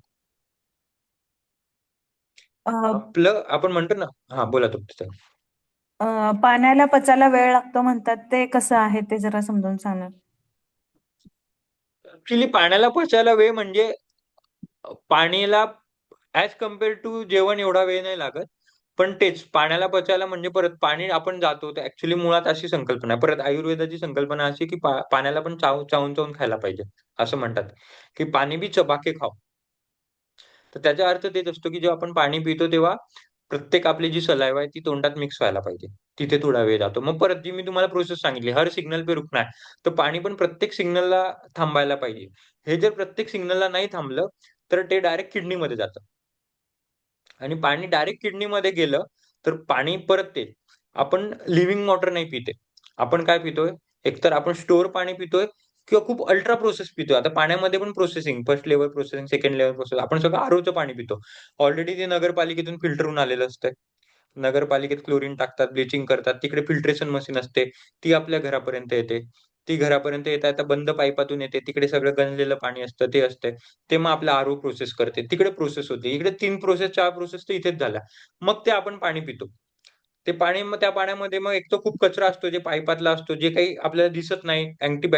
बॅक्टेरियाज असतात. ते मग डायरेक्ट किडनीमध्ये जातात आणि मग किडनीला त्रास होतो. म्हणून मी कोणाला तरी रोहिणीताईंनाच सांगितलं होतं, की जास्ती पाणी पण प्यायचं नाही. आता पाणी प्यायचा पण एक नियम आहे. बरं झालं तो सांगतो मी, की किती प्यायला पाहिजे हा आपला प्रश्न राहिला. तर पाणी डायरेक्ट किडनीमध्ये जातं आणि मग किडनीला त्रास होतो. त्याच्यामुळे पाणी जर हळूहळू पिलं, जे पाणी प्यायला वेळ लागतो म्हणतात, तर वेळ लागायचा अर्थ म्हणजे तुम्ही हळूहळू प्या याचा अर्थ असतो. आपण जे गटगट पाणी पितो आणि स्पेशली उभं राहून ते डायरेक्ट आपल्या किडनीकडे जातो. तसं प्यायचं नसतं. हळूहळू प्रत्येक सिग्नल पे टच टच होके सिग्नल जेव्हा ग्रीन सिग्नल मिळणार नाही, तोवर पाणी पुढे ढकलायचं नाही. तर याच्यामुळे पाण्याला वेळ लागतो, की पाणी प्रत्येक ठिकाणी जायला पाहिजे. आणि पाण्याचं दुसरं म्हणजे आधी डिटॉक्स म्हणून पण असतं, की जसं झाडू मारतो तसं पोछा पण मारतो ना आपण. नुसता कोरडा झाडू नाही मारत. पण लिटरली पोछा म्हणून पोछा नाही घ्यायचा. नाहीतर तुम्ही म्हणाल सरांनी जेवायच्या पहिले झाडू मारायला लावला, जेवायच्या नंतर मारायला तसं पाणी पण मग फ्लश आउट करू या सगळ्या गोष्टी. तर नाही तसं नाही करायचं. जठरअग्नी सांगेल. पण कुठेतरी पाण्याने आपल्या जे शरीरात चिकटलेले चिकट पदार्थ असतात ते निघून जातात. आणि झाडूचे चिकट पदार्थ काढू नाही शकत. आणि त्याच्या पुढे पण जर डिटॉक्स करायचं असेल तर गंडूस म्हणून असतं. त्याच्यावरती मी कधीही वेगळं बोलेन. पण तुमच्या प्रश्नाचं हे उत्तर होतं, की पाण्याला म्हणून हळू वेळ द्यायला पाहिजे. जबकी वेळ लागत नाही. पाणी हे 7 मिनिटात पचतं आपलं. 7 ते 8 मिनिटात पाणी पचतं. पचतं म्हणण्यापेक्षा तेवढा वेळ त्याला जातो प्रत्येक सिग्नल क्रॉस करायला. पण आपण तेवढा वेळ पण नाही देत. लिटरली 1.5 ते 2 मिनिटात पास करतो.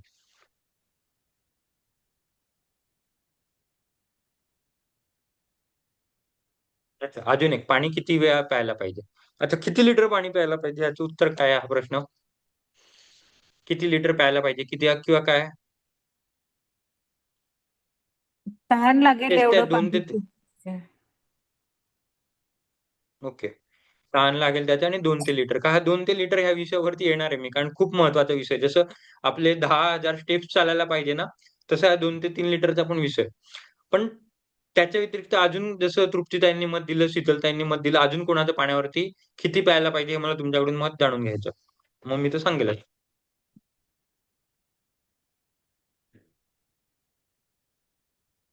7 ते 8 ग्लास दिवसाला. ठीक आहे. मग 2 ते 3 लिटरच का आणि 7 ते 8 ग्लासच का? म्हणजे असं काय? इसमें ऐसाच क्या हो जाता है? 2 ते 3 लिटर पिल्याने काय होईल किंवा 7 ते 8 ग्लास पिल्याने काय होईल? म्हणजे हे विशिष्ट आकडे का? 4 ते 5 का नाही? किंवा 20 ते 25 ग्लास का नाही? किंवा 2 ते 3 ग्लास का नाही? म्हणजे हे प्रमाण कसं काय ठरलं? एक असं ऐकलं आहे पेपरमध्ये वगैरे वाचले की 20 किलो जर आपलं वजन असेल तर त्याला 1 लिटर पाणी प्यायचं. म्हणजे या हिशोबाने ठरवलं तर तसं आहे की आपल्या वजनाच्या प्रमाणात पाणी पिलं पाहिजे आहे. असं वाचलेलं आहे पेपरमध्ये मी. त्याच्याप्रमाणे ठीक आहे. सांगेल. ठीक आहे. रोहिणीताई, स्मिताताई तुमचं मत?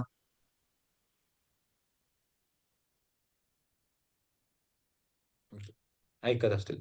ठीक आहे. तर सगळ्यात पहिले म्हणजे की जास्ती पाणी पिणं शरीराला खूप, खूप, खूप धोक्याचं आहे. कमी पाणी पिलेलं चालतं, पण जास्ती पाणी पिणं खूप धोक्याचं. सगळ्यात पहिले किडनी फेल्युअरचं कारण असतं. दारूनंतर दुसरं म्हणजे पाणी पिणं असतं. हे आपल्याला माहीत नसते. कारण आपण जास्ती पाणी पितो आणि हे परत मार्केटिंग कॅम्पेन आहे. जास्ती पाणी प्या, जास्ती पाणी प्या म्हणजे कारण अगेन हे वेस्टर्न सायन्समधून आलेलं आहे. हे अमेरिका आणि युरोपमधून आलेलं आहे. कारण तिकडे आपल्यासारखं फ्रीमध्ये पाणी नसतंय. तिकडे प्रत्येक पाणी चार्ज होतंय आणि तिकडे पाणी हे कमर्शियलाइज आहे. कमर्शियलाइज आहे म्हणजे जसं आपल्या इकडे आपण अन्न म्हणायपेक्षा जसं आपण बाहेर हॉटेलमध्ये जेवण करतो तसं ते पाणी लिटरली विकत घेतात. जितना पियोगे उतना आप ज्यादा खरीदोगे. साधं गणित आहे. तर त्याच्यामुळे हे 2 ते 3 लिटर म्हणून लिटरली आता जर बघाल तुम्ही तुमच्या मुलींकडे किंवा तुमचे नातू वगैरे असतील तर त्यांच्याकडे जे बॉटल असतात फॅन्सी बॉटल त्याच्यावरती तर आकडे पण असतात. 500 एम-एल मग गुड स्माईल असते. मग 1 लिटर मग अजून चांगली स्माईल असते. जे जिममध्ये येतात त्यांनी जिमवाल्यांनी पाहिलं असेल. जिमवाले हे असे बॉटल घेऊन फिरतात, की 100 इथून तुमचा दिवस केला वगैरे. तहान यायची आणि गरजेप्रमाणे पाणी घ्यायचं. Very good. तर हे सगळं का? हे कॅम्पेन्स आहे, की तुम्ही जास्ती बॉटल घ्यायला पाहिजे, जास्ती पाणी प्यायला पाहिजे. हे वेस्टर्न सायन्स आलेलं आहे. मग किती पाणी प्यायला पाहिजे? तर साधं गणित आहे. आपली लघवी पिवळी होत नाही, तेवढं पाणी प्यायला पाहिजे.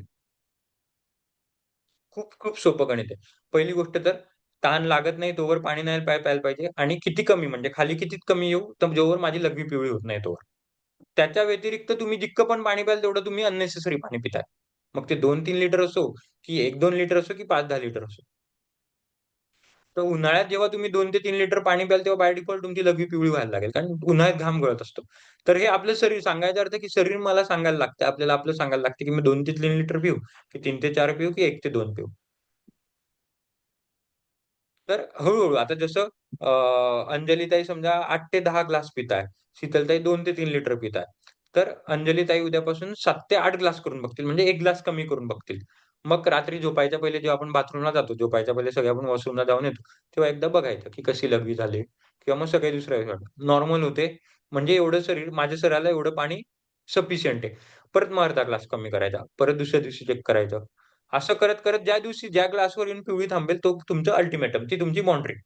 तेच तुमचं 2 ते 3 लिटर, तेच तुमचे 8 ते 10 ग्लास, तेच तुमचं तृप्तीताईंचं वजनाचे जितके टक्के सांगितले ते.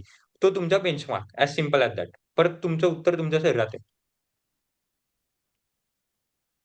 मग तुमचं शरीर तुम्हाला बरोबर उन्हाळ्यात सांगेल, की केव्हा लघवी पिवळी होते, हिवाळ्यात बरोबर सांगेल, की ऑटोमॅटिक शरीर तुमचं पाणी कमी करेल, उन्हाळ्यात ऑटोमॅटिक शरीर तुमचं पाणी वाढवेल.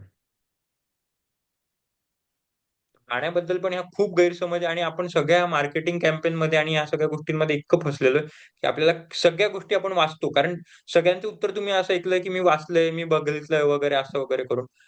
पण कोणी एक्सपिरियन्स नाही केला ह्या गोष्टी. आपण सगळं कोणीतरी आपण वाचतो, बघतो, पण ह्या कितपत सायंटिफिक आहे आपल्याला माहीत नसतं. आणि याचं उत्तर आपल्या शरीराला आहे. शरीराला सायन्स नाही शिकवलं, त्याला त्याचं उत्तर माहीत असतं. तर हळू उद्यापासून पाणी कमी करा आणि पाणी जास्ती पिलं म्हणजे जे टॉक्सिक होतात, किडनी खराब होते, तर पुढची गोष्ट आहे. सगळ्यात पहिले तुम्हाला सगळ्यांना ज्यांचं वजन वाढलंय त्यांनी पायावर सूज येत असेल. पायावर सूज येणं म्हणजे सगळ्यात महत्वाचं कारण पाणी शरीरात जास्ती होतंय. सगळ्यात मेन कारण, पहिलं कारण. म्हणून तुम्ही जर डॉक्टरांकडे जर सुजलेले पाय घेऊन जाल, तर डॉक्टर 2च गोष्टी देईल. तर तुमचे बीपी चेक करेल, जर बीपी नॉर्मल असेल, तर तो तुम्हाला गोळ्या देतो. गोळ्या त्या कसल्या असतात? तुम्हाला लघवीला जायच्या गोळ्या असतात. जेणेकरून तुमच्या शरीरातलं पाणी निघून जाईल आणि पायावरची सूज कमी होईल. अंटिल अनलेस तुम्हाला आजार नाही. जर आजार असेल, तर त्याच्यामुळे सूज येऊ शकते. त्याला वेगवेगळी कारणं पण एरवी आपण म्हणतो ना, लठ्ठपणामुळे पायावर सूज येते. तर त्याचं कारण असतं पाणी. आणि डॉक्टर तेच करतो. तो तुम्हाला गोळ्या देऊन ते पाणी बाहेर काढतो लघवी थ्रू. त्याच्यापेक्षा पाणीच कमी प्यायचं. मला पण Yes, अगोदर मला पण अगोदर तेच वाटायचं की 2 ते 3 लिटर पाणी प्यायला हवं. मी म्हटलेलं ना तुम्हाला की मला तेवढं पाणी पिलं जात नाहीये म्हणून. पण जेव्हापासून तुम्ही सांगितलंय तेव्हापासून मी ते पाण्यात तसा बदल केलाय. मग एक आधी मला एक वेगळ्या प्रकारचं गिल्ट यायचं की अरे आपलं पाणीच पिलं जात नाहीये म्हणून वजन कमी होत नाहीये. नाही. तसं काही नसतं. कारण बघा ना, आता तुम्ही पहिले गिल्टमध्ये प्यायचे, आता कमी केलंय पाणी. आता पण तेवढंच आहे. उलट तुम्ही सांगितलं की चांगलं वाटायला लागल्या गोष्टी थोड्या हो. म्हणजे फरक जाणवतोय. पण म्हणजे हार्म तर काही नाही. आता तरी हार्म दिसत नाही. म्हणजे लाँग नाही. टर्मवरती पण हां. दिसतच नाही. पण हे सगळं मार्केटिंग कॅम्पेन असतं आणि हे सगळं भारतात कुठे सांगितलं नाही ह्या गोष्टी. ह्या सगळ्या बाहेरून आलेल्या आहे. फक्त एवढं लक्षात घ्यायचं, की ज्या दिवशी लघवी पिवळी होईल, त्या दिवशीपासून मग एकतर मग आता त्याच्यामध्ये पण कसं आहे, फक्त पाणी कमी केल्यामुळे नाही आपलं युरिन येलो होऊ शकत. दुसरे कारणं पण होऊ शकतात. कधीच सगळ्यात मेन महिलांमध्ये युरिन इन्फेक्शन. ते पण एक कारण असू शकते किंवा घाम वगैरे खूप गेला तर. तर ह्या दुसऱ्या गोष्टी चेक करायच्या. जर सतत 2 दिवस, 3 दिवस लघवी जर पिवळी होत असेल, पाण्याचं प्रमाण वाढून पण, तर मग कुठेतरी वॉर्निंग सिग्नल आहे, की एक तर युरिन इन्फेक्शन झालेलं आहे किंवा दुसऱ्या काहीतरी गोष्टी झालेल्या आहे. पण खूप पाणी कमी केल्याने पण युरिन इन्फेक्शन होतं बरं. म्हणून मी सांगतो, की ज्या दिवशी येलो झाली, लगेच दुसऱ्या दिवशी थोडंसं 1 ग्लास, 1.5 ग्लास लेव्हल वाढवून घ्यायची आणि ती तुमची मग बाउंडरी पकडायची. म्हणजे सेफर साइड तुम्ही तेवढं मार्जिन घेऊन परत चालताय. 1 ग्लास, 2 ग्लास. एकदम बाउंडरीवरती खेळायचं नाही. स्किन ड्राय नाही का पडणार पाणी कमी झालं तर? नाही पडत. कारण उलट मी याचं उलट उत्तर देतो. खूप पाणी जर पिलं, तर स्किन ड्राय तर नाही पडणार म्हणजे मॉइश्चराइज राहील, नक्कीच राहील. पण स्किनचे आजार होतील. कारण तेच किडनी खराब झाली म्हणजे टॉक्सिन तुमचे बाहेर निघणारच नाही. आणि जसं आपण परवा सांगितलं, सगळे टॉक्सिन सगळ्यात पहिले स्किनलाच. कारण स्किन बनलेली रस आणि रक्त धातूने. सगळ्यात पहिले तुमची स्किन मार खाईल. तर तुमच्या शरीराला माहिती आहे, की तुमची स्किन मॉइश्चर ठेवायसाठी किती पाणी प्यायला पाहिजे. आता आपण उलटं होतं. आपण शरीराला सांगतो, की तू 2 ते 3 लिटर प्यायलाच पाहिजे. पण जसं रोहिणीताई सांगितलं, त्यांना शरीर त्यांचं सांगायचं, की पिऊ नको, पिऊ नको, तरी त्या जबरदस्ती करायच्या. तर जिथे तुमचं शरीर सांगते पिऊ नका, तिथे नका पिऊ. म्हणजे तुमच्या शरीराला माहिती आहे, की तुमचा थ्रेशोल्ड आहे, तिथे तुमची स्किन मॉइश्चर राहते. तसंच तापात पण होतं. मी आताच कोणाला तरी व्हॉइस क्लिप करून मला कोणाला तरी सांगितलं, की जेव्हा आपण आजारी पडत असतो, परवा पण मी तुम्हाला सांगितलं लेक्चरमध्ये, आजारी पडत असतो तेव्हा शरीर आपल्याला सांगत असते, की खाऊ नका, खाऊ नका. वेगवेगळ्या प्रकारे. कधी जीभ कडू होईल, कधी आपल्याला खायची इच्छा होणार नाही. किंवा जे अंथरुणात पडलेले असतात ते म्हणतात जेवण नको. कारण आपलं शरीर सांगत असतं खायला नाही पाहिजे, नाहीच खायला पाहिजे. कारण बॉडीला हिलिंगला मोडमध्ये जायचं असतं ना. कुत्रं मांजर आजारी पडते, प्राणी आजारी पडतात तेव्हा सगळ्यात पहिले जेवण सोडतात. ऑटोमॅटिक हील होतात. त्यांना गोळ्या, औषधं, सलाईन लावणारं कोणी नसतं. मग ते दुसऱ्या दिवशी बरोबर येतात. तसंच आपण. तर शरीर आपल्याला सांगत असतं की जेवू नको म्हणजे जेवू नको, काहीतरी त्याच्या मागचं कारण असतं. पण आपण त्याला उलटं घेतो की नाही, मला हायर अँटिबायोटिक घ्यायचं, थोडं तरी पोटात पाहिजे. अंटिल अनलेस तुमची केमिओथेरपी चालू नाहीये, तुमच्या खरंच खूप जास्ती मेडिसिन आहे, तर थोडं खायला पाहिजे. पण नॉर्मल सर्दी, ताप, खोप, आपला जे असेल छोटे-मोठे आजार असेल, कुठे काय लागलं असेल, तर सरळ-सरळ 8-10 तास काहीच खाऊ नका. एक दिवस काहीच खाऊ नका. दुसऱ्या दिवशी बॉडी ऑटोमॅटिक हील झालेली असते. तेवढी आपल्यामध्ये ताकद असते. तीच कुठेतरी आपण विसरलो.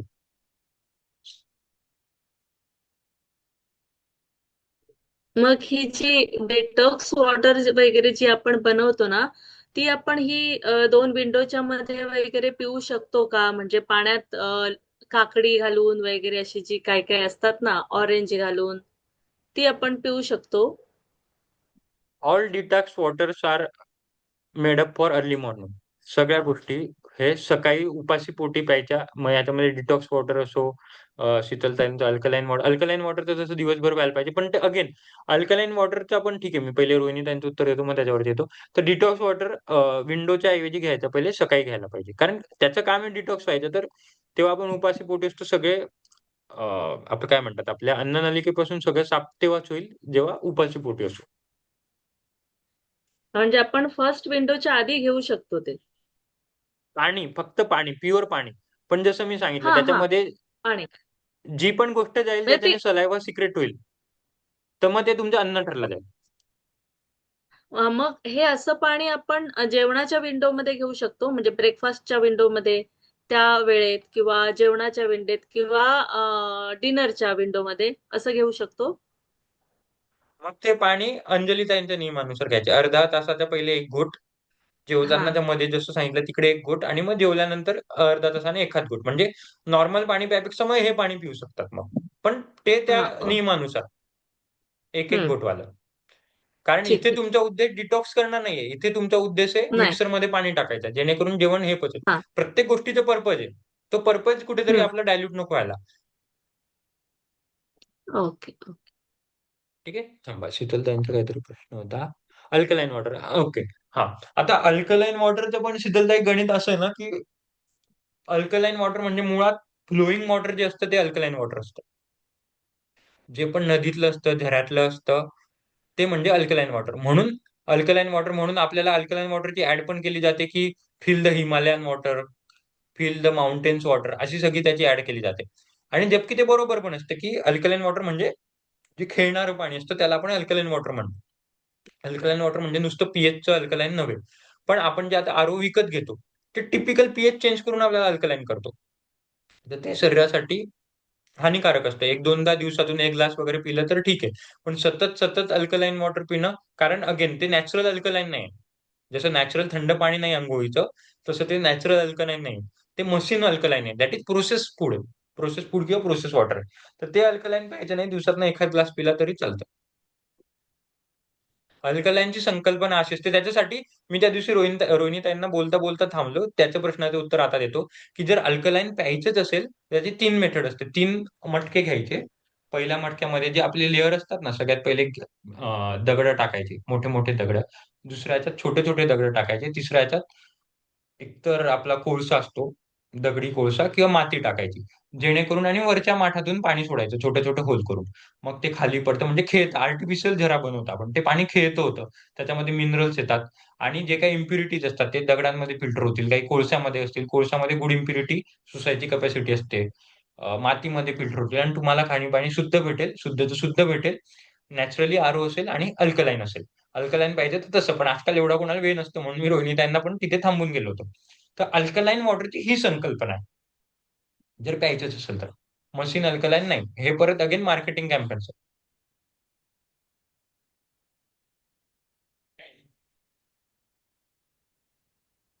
गरम अजून पाणी कोणाला काही सांगा. पचायला हलकं असतं आणि गार पाणी जड असतं म्हणतात. त्याचं काय आहे? बरोबर आहे. बरोबर. बरोबर. अगदी बरोबर. कोमट, मी आता पण कोमट पाणी पितो आणि मी नेहमी कोमट पाणीच पित असतो आणि कोमट पाणीच प्यायला पाहिजे. अंटिल अँड अनलेस एकदम केव्हा खूप तरी वाटतं की घसा कोरडा वगैरे पडला, माझं पण खूप वेळा बोलतो, तेव्हाच थंड पाणी प्यायला पाहिजे. नाहीतर गरम म्हणण्यापेक्षा एक छोटा, जेव्हा आपण पाण्याला गरम करतो, उकळी येते, पहिले 1-2 बुडबुडे जेव्हा फुटतात, ते गरम पाणी, लुकवॉर्म वॉटर म्हणतो त्याला आपण इंग्लिशमध्ये, ते पाणी. पचायला हलकं होतं का ते गरम पाणी? पचायला हलकं म्हणजे ते आपली बोलायची टोन आहे पचायला हलकं, पण त्याचं परत जे पाणी म्हणजे पचत नसतं. मी तेच सांगितलं की सलाईवा नसते, त्याच्यामुळे पाण्याला पचायला नसतं. पण गरम पाण्याने काय होतं, कोमट पाण्याने काय होतं, जी काही घाण असते, मी परत सांगितलं चिकट जे पदार्थ असतात, आपल्याला जेव्हा आपण बेसिन घासतो किंवा कढई जेव्हा घासतो तेव्हा थोडं गरम पाणी टाकतो किंवा लिंबू टाकतो.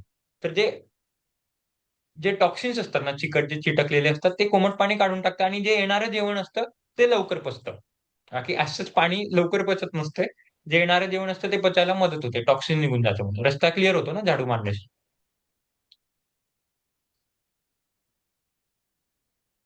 कांजी, गटफॉक्स मध्ये घ्यावे का आफ्टर आज kanji is very good for गट बाय म्हणजे आता हा त्याच्यामध्ये पण एक गोष्ट सांगा मला फार गंमत आहे. कांजी खायलाच पाहिजे. तुमच्या प्रश्नाचं उत्तर पहिले देऊन देतो. कांजी ज्यांचे ज्यांचे गट बॅक्टेरिया डिस्टर्ब झालेले त्यांनी कांजी किंवा सगळ्यात पहिले आहे पाणी पाणी आहे कांजी किंवा जे काही फर्मेंटेड आहे. तर फर्मेंटेड म्हणजे एकदम लोणचं बिंचं एकदम प्रॉपर नाही, पण प्रॉपर फर्मेंटेशन म्हणजे इडली डोसा वगैरे हे सहज शक्य आहे. कांजी शक्य असेल तर कांजी पण खाऊ शकतात ज्यांचे गट बॅक्टेरिया डिस्टर्ब झालेले आहे. आता सगळ्यात मेन म्हणजे जे याच्यात मी चर्चा नाही केली पण आता गटचा विषय निघाला की गट and brain is directly connected हे सगळ्यांना आजपर्यंत माहिती झालं असेल युट्यूब वरून वगैरे की आपला मेंदू हा आपल्या गटशी कनेक्टेड आहे. हा कसा कनेक्टेड मी तुम्हाला सांगणार. जेव्हा आपण लहान होतो किंवा तुम्ही तुमचे मुलं वगैरे पण लहान असतील तर आता तर कोणी देत नाही पण परीक्षेला जायच्या पहिले सगळ्यात पहिले आपण दही साखर द्यायचो किंवा नुसतं साखर द्यायचो की तोंड गोड कर आणि किंवा इंटरव्ह्यूला जायला पहिले किंवा आर्मीत तेव्हा पहिले लोक आर्मीमध्ये खूप भरती व्हायचे तर पहिले त्यांना तोंड गोड करून पाठवायचे की जाओ जंग लढने से पहिले तुम मीठा करके जाओ का कारण जेव्हा आपण गोड खातो तेव्हा सगळ्यात पहिले गट बॅक्टेरिया संतुष्ट होतात. गट बॅक्टेरिया म्हणजे ते गट बॅक्टेरियासाठी अन्न असतं सगळ्यात पहिले ग्लुकोज असतं. गट बॅक्टेरिया संतुष्ट झाला म्हणजे दिमाग संतुष्ट होतो आणि मेंदू नीट चालतो. म्हणून परीक्षेला जायच्या पहिले इंटरव्ह्यूला जायच्या पहिले पहिले लढाईच्या पहिले सगळ्यात पहिले काहीतरी तोंडात गोड खाऊन घालायचं हे त्याच्या मागचं कारण होतं. दही दही का द्यायचे दही is very good bacteria again kanji दही इज ऑल्सो फर्मेंटेड. दही जर खाल्लं तर आपल्याला दही द्यायचे सगळ्यात पहिले जर कुठे जायच्या पहिले गोड दही द्यायचे साखर टाकून. तर का कारण दह्याने आपले गट बॅक्टेरिया चांगले होतील. गट बॅक्टेरिया चांगले झाल्यामुळे मेंदू चांगला होतो. मेंदू आणि गट बॅक्टेरिया डायरेक्ट कनेक्टेड आहेत. त्याच्यासाठी हे परत ट्रेडिशनल सायन्स आपल्याला त्याच्या मागचं गरज नव्हतं माहित. आपल्याला फक्त शुभ आहे म्हणून आपण द्यायचो की हा चांगलं असतं तोंड गोड करून जा तोंड गोड करून जा. आणि आता तोंड गोड करायमध्ये आपण मिठाई पण खाऊ घालतो चॉकलेट पण खाऊ घालतो पण तोंड गोड करण म्हणजे साखर आणि दही जेणेकरून गट बॅक्टेरिया चांगले राहतील आणि मेंदू चांगला राहील आणि परीक्षेला चांगला आठवतो. दुसरी गोष्ट म्हणजे खूप वेळेला तुम्ही ऑब्झर्व केलं जेव्हा तुम्हाला खूप टेन्शन वगैरे येतं टेन्शन म्हणजे अ, खूप असं घाई येते किंवा खूप काय होईल काय होईल काय होईल असं की एखाद्या प्रश्नाचं उत्तरच कळत नाही. प्रश्न म्हणजे परीक्षेचं उत्तर नाही एखादं आपलं की अरे पाहुणे येत आहे पण घर आवरलं गेलं नाही किंवा काहीतरी करायचं असं खूप जे टेन्शन येतं तर सगळ्यात पहिले आपल्याला वॉशरूमला जायला होतं. वॉशरूम म्हणजे लॅट्रिनला जायला होतं. खूप वेळ ऑब्झर्व केलं असेल. कोणी कोणी ऑब्झर्व केलं सांगा म्हणजे नेहमी नाही होत पण जेव्हा खूप टेन्शन मध्ये असतो तेव्हा आपण सगळ्यात पहिले वॉशरूमला पोहतो. एक झालंय का कोणासोबत?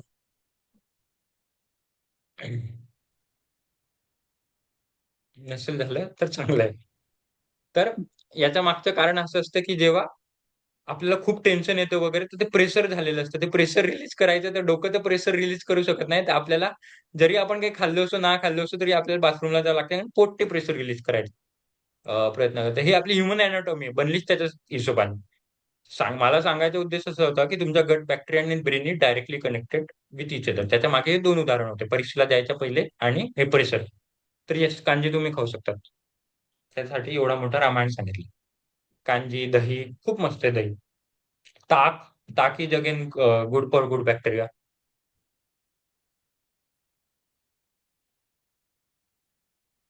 अजून काही प्रश्न? तुला आहारावरती खूप प्रश्न येतात ह्यावेळी खूप कमी आले मला बाकी याच्यात आहारावरती खूप येतात इकडे उलट झालं इकडे पाण्यावरती आले बऱ्यापैकी पण ठीक आहे. चलो शांतता समजून मला शांतता सिग्नल आहे की मला पण शांतता करायला पाहिजे. जरी तुम्हाला काही प्रश्न राहिले असतील काही शंका असतील तर माझ्या युजल मला मेसेज फोनवरती विचारू शकतात. असं बोलून मी माझे 2 शब्द संपवतो. वर्गविराम शुभरात्री. शुभरात्री. कोणाला काही नवीन समजलं असेल ते मला मेसेज वरती कळवा. कोणाकडून काही चूक होत असेल ते पण कळवा जेणेकरून हा चुकीचा मी तुम्हाला सांगायला का लावतो माहितीये का? हे जर तुम्हाला नुसतं कळालं तर तुम्ही दुसऱ्या दिवशी तुमच्या कामाला लागून जाल. पण सांगितलं तर कुठेतरी तुमचं डोकं मला मेंदूला टाईप जेव्हा करतो तेव्हा डोकं कुठेतरी फंक्शन होत राहतं, की जोवर टाईप करतात तोवर. सांगितल्यावर तुम्हाला सबकॉन्शियसली माइंड तुमच्या डोक्यामध्ये फिट होतं, की ही गोष्ट मी चुकत होती. आणि मग ती तुमच्या रुटीन मध्ये लागायला लागतं. जेव्हापासून तुमच्या समोर आता येईल. जसं आता अंजली त्यांनी सांगितलं चहा टोस्ट खायला नको पाहिजे. रोहिणी त्यांनी पटकन पकडलं. कारण सबकॉन्शियस मध्ये मीठ आणि दूध हे कॉम्बिनेशन फिट झालं. तसंच तुम्ही जोवर माझ्याशी जितकं बोलाल, जितकं टाईप कराल, जेवढं हे कराल, तोवर तुम्ही तुमच्या ब्रेनला सिग्नल देता. हे नाही तर नुसतं कथा ऐकायपुरती, कथा संपली, झोपायला गेले, सकाळी 5:45 वाजता आलं. तेवढाच कार्यक्रम राहील. तेवढा कार्यक्रम नाही पाहिजे. मेंदूला कमांड द्यायचा. ठीक है, थैंक यू तृप्ती। ठीक है, चलो, शुभ रात्रि, कल मिलते हैं। Thank you.